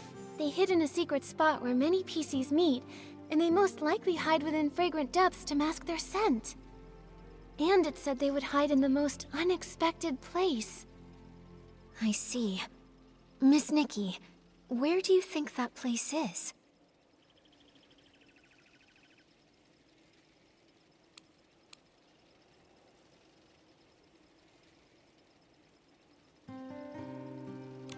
Could it be Windrider Mill? There's a bathing area there, so it should have plenty of different detergent scents. Also, a lot of PCs have lived there for a long time. Oh, that makes sense! But Windrider Mill is so bright and open. Where would there be a hidden spot? I have a feeling it might be somewhere else. Good point. Give me a moment.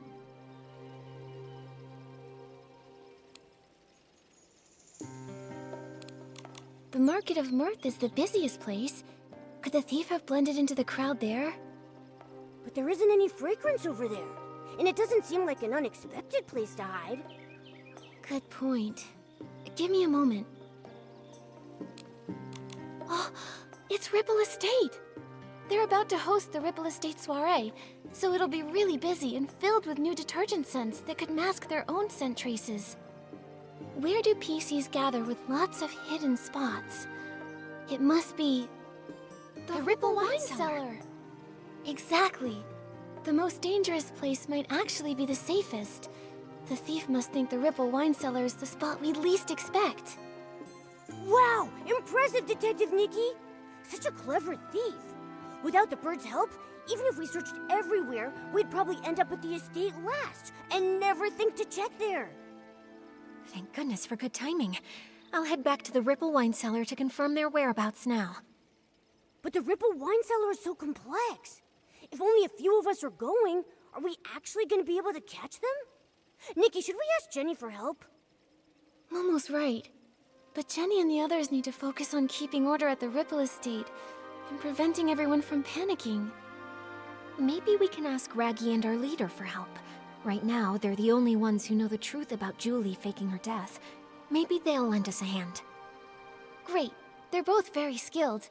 If we work together, I'm positive we can corner the thief. Leora, let's meet at the Ripple Wine Cellar.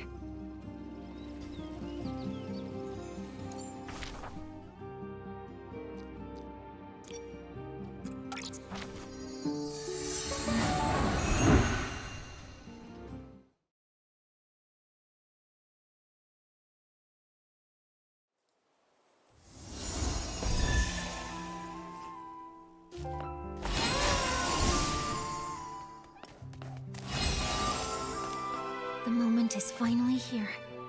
Don't worry, Leora. Gordon just reinforced my buttons for me, so I'm feeling super strong. With one punch, I'll make that thief's seams burst wide open. How's everyone doing? Have all the staff inside of the Ripple wine cellar been evacuated to safety? Yes, it's already been cleared out. They said they saw a PC escape through the side door of the Ripple wine cellar.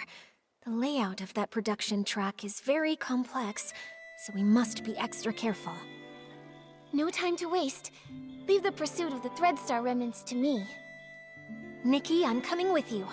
You shouldn't face Threadstar's evil alone. I'm in too! And I'll stay here and guard. If that brat tries to make a break for it, they'll get a face full of fist.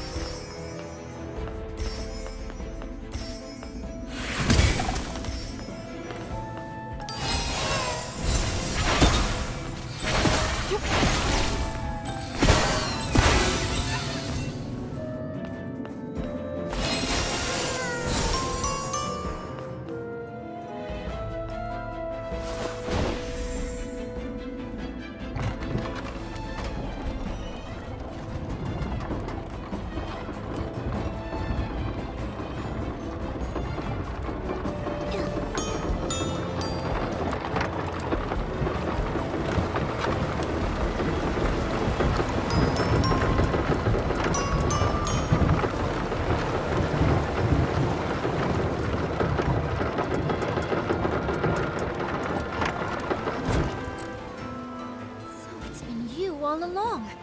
Kunin, this time you won't get away.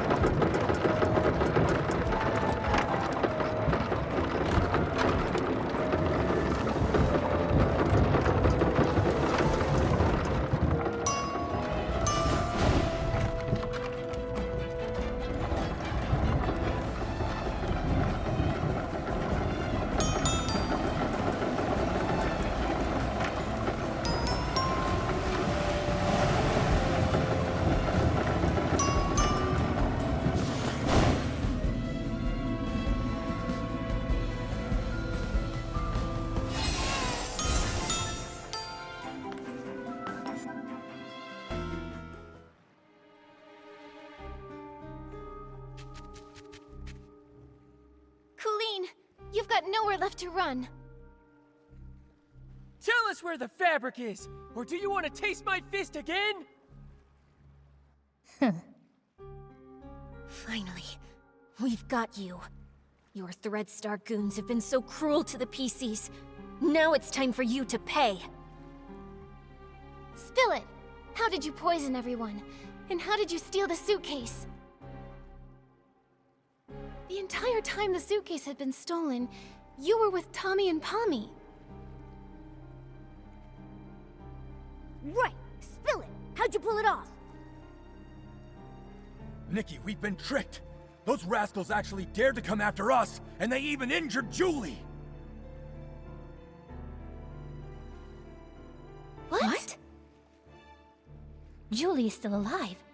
No way. But the suitcase thief is here, so who's going to attack Madame Julie? You've got accomplices, don't you? You're not the only Threadstar remnants hiding throughout the Ripple Estate.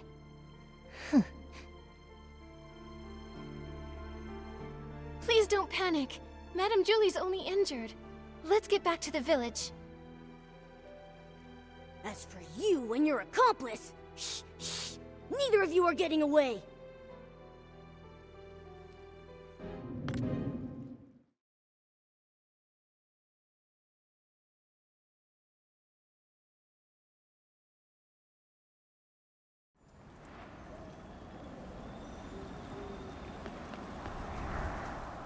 Stitching, stitching, endless stitching.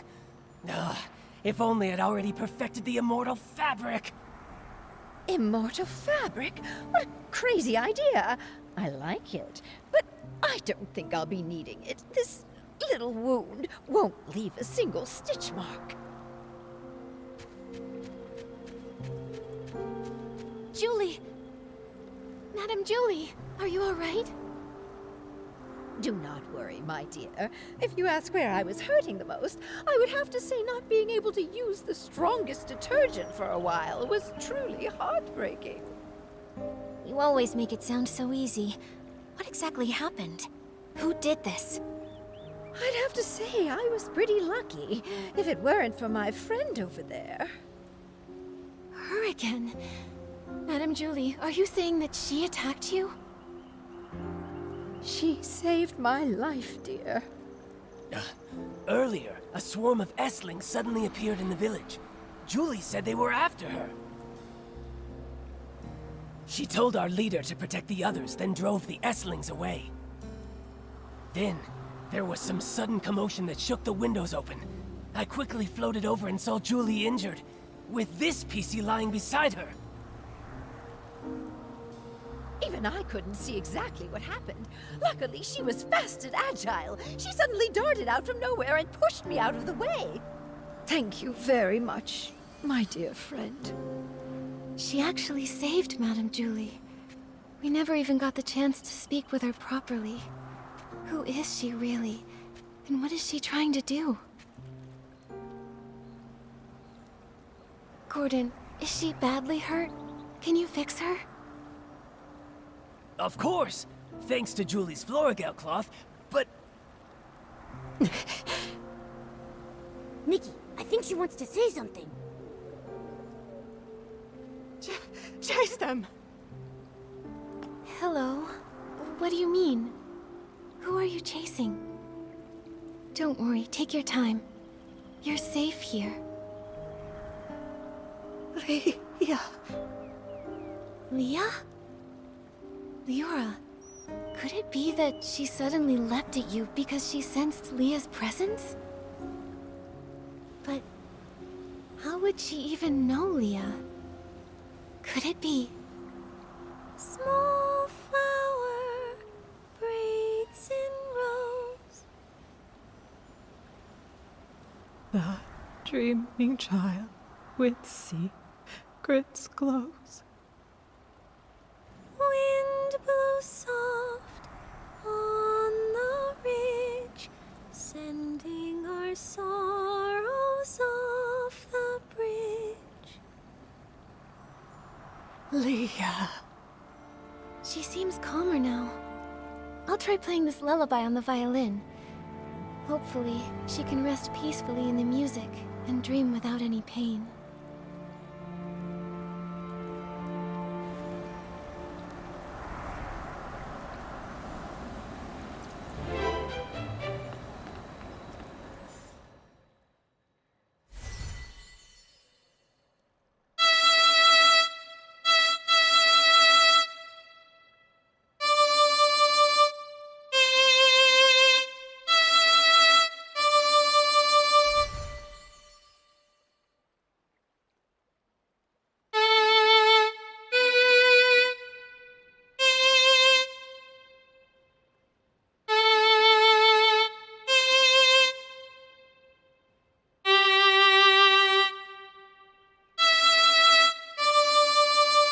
She's so much calmer. That's wonderful. Nikki, she's sleeping soundly. Gordon can start examining and repairing her now. This is just unbelievable. Even I never thought something like this could happen. What is it? Did you discover something? This patchy PC. This is utterly mad. I'm still checking, but... yes, every single piece of fabric on her body comes from the body of a different PC. That's just like the Threadstar costumes! Leora has a patch from Leah, so she has Leah's memories. With all of those patches, this PC... she must always be dreaming noisy, chaotic dreams, pulled in all directions by countless voices. Sometimes she might suddenly forget who she is, or why she even came here. No wonder she sometimes seems like a completely different PC. The reason she often talks to herself and struggles to connect with others is that her mind is confused and lost. But why would she do this? Or was she made this way by someone else? This is so bizarre. I'm afraid we won't figure it out until she wakes up. And the attack. Only she might have seen the attacker. Speaking of the attack, that pocket watch she's wearing seems broken. It's stuck at 11:18. Could that be the time of the attack? That watch stopped long ago. I took it apart while checking. It's full of dust, and the gears are all stuck together. Then why would she still wear it? Why, indeed.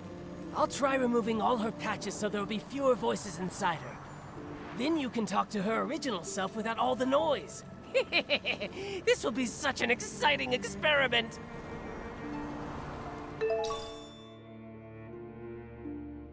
The wind is picking up.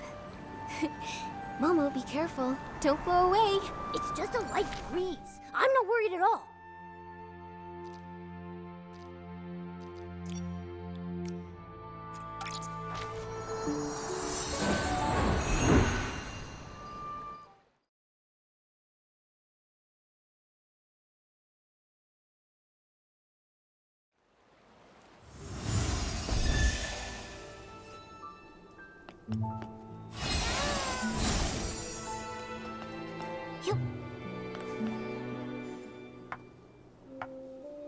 When we found out Madame Julie faked her death and finally caught the suitcase thief, I thought we'd have this case all wrapped up. I didn't expect another PC would try to assassinate Madame Julie. Luckily, that mysterious patchy PC was there, or things could have gone really wrong. Yeah. Even though we still don't know who she really is, or why she's doing all this, we definitely owe her our thanks. To be honest, with everything going on, I'm feeling pretty confused right now. Detective Nikki, do you have any new ideas? So far, we've solved the missing journal case and uncovered the truth behind the scraps of cloth in the suitcase. Madame Julie and Leora worked together to fake her death. But so many cases remain unsolved. We never managed to catch who poisoned the Dawn's first light detergent. But now the evidence might be pointing to Colleen being the culprit. She's the owner of the detergent bar, right? Hasn't she been researching the detergent industry at the Ripple Estate? She probably figured out the secret formula for Super Duper Palmed a while ago with all that digging. And since she knows more about detergents than most PCs, this poisoning method wouldn't be hard for her. And there's more. We tracked the suitcase and ended up at Colleen, but she didn't actually steal the suitcase. The real thief is probably an accomplice of hers who's still hiding in the shadows. Look at her, with that top hat and bow tie. I thought she was just a cold but decent PC. Turns out she's a major troublemaker. Luckily, with Gordon's reagent and help from Leora and Raggy, we managed to trap her. Otherwise, she would have run off with the suitcase into the abandoned district. Why is she so desperate to move the fabric inside? What's her goal? And there's more.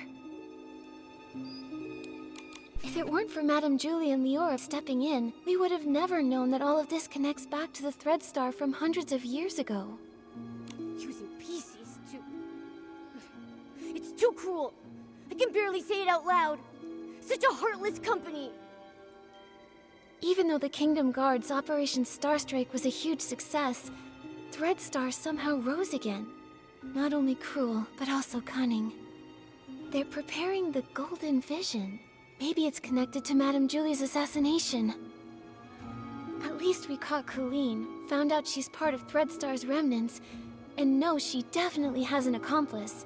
They're the ones who attacked Madame Julie. She needed help to pull off the suitcase theft. Her alibi back then was just a trick. We underestimated her. Ugh, one PC did the poisoning, the other one stole the suitcase, and they worked together so smoothly. They almost fooled us. Detective Nikki, who do you think stole the suitcase? Based on our findings, Tommy was held up by Colleen, and Benny was unconscious. Neither had time to steal it. Leora is Madame Julie's friend. She wouldn't steal it. And Mr. Leon had hallucinations near the scene and had multiple eyewitnesses confirm his innocence. So no suspects there either. But Colleen didn't have any time either. That only leaves the Patchy PC, right? But she was the one who saved Madame Julie. I'm a bit confused now. We must have missed some key information. It seems like the Patchy PC's identity and motive might be the key to all this. Let's hope the truth comes out when she finally wakes up.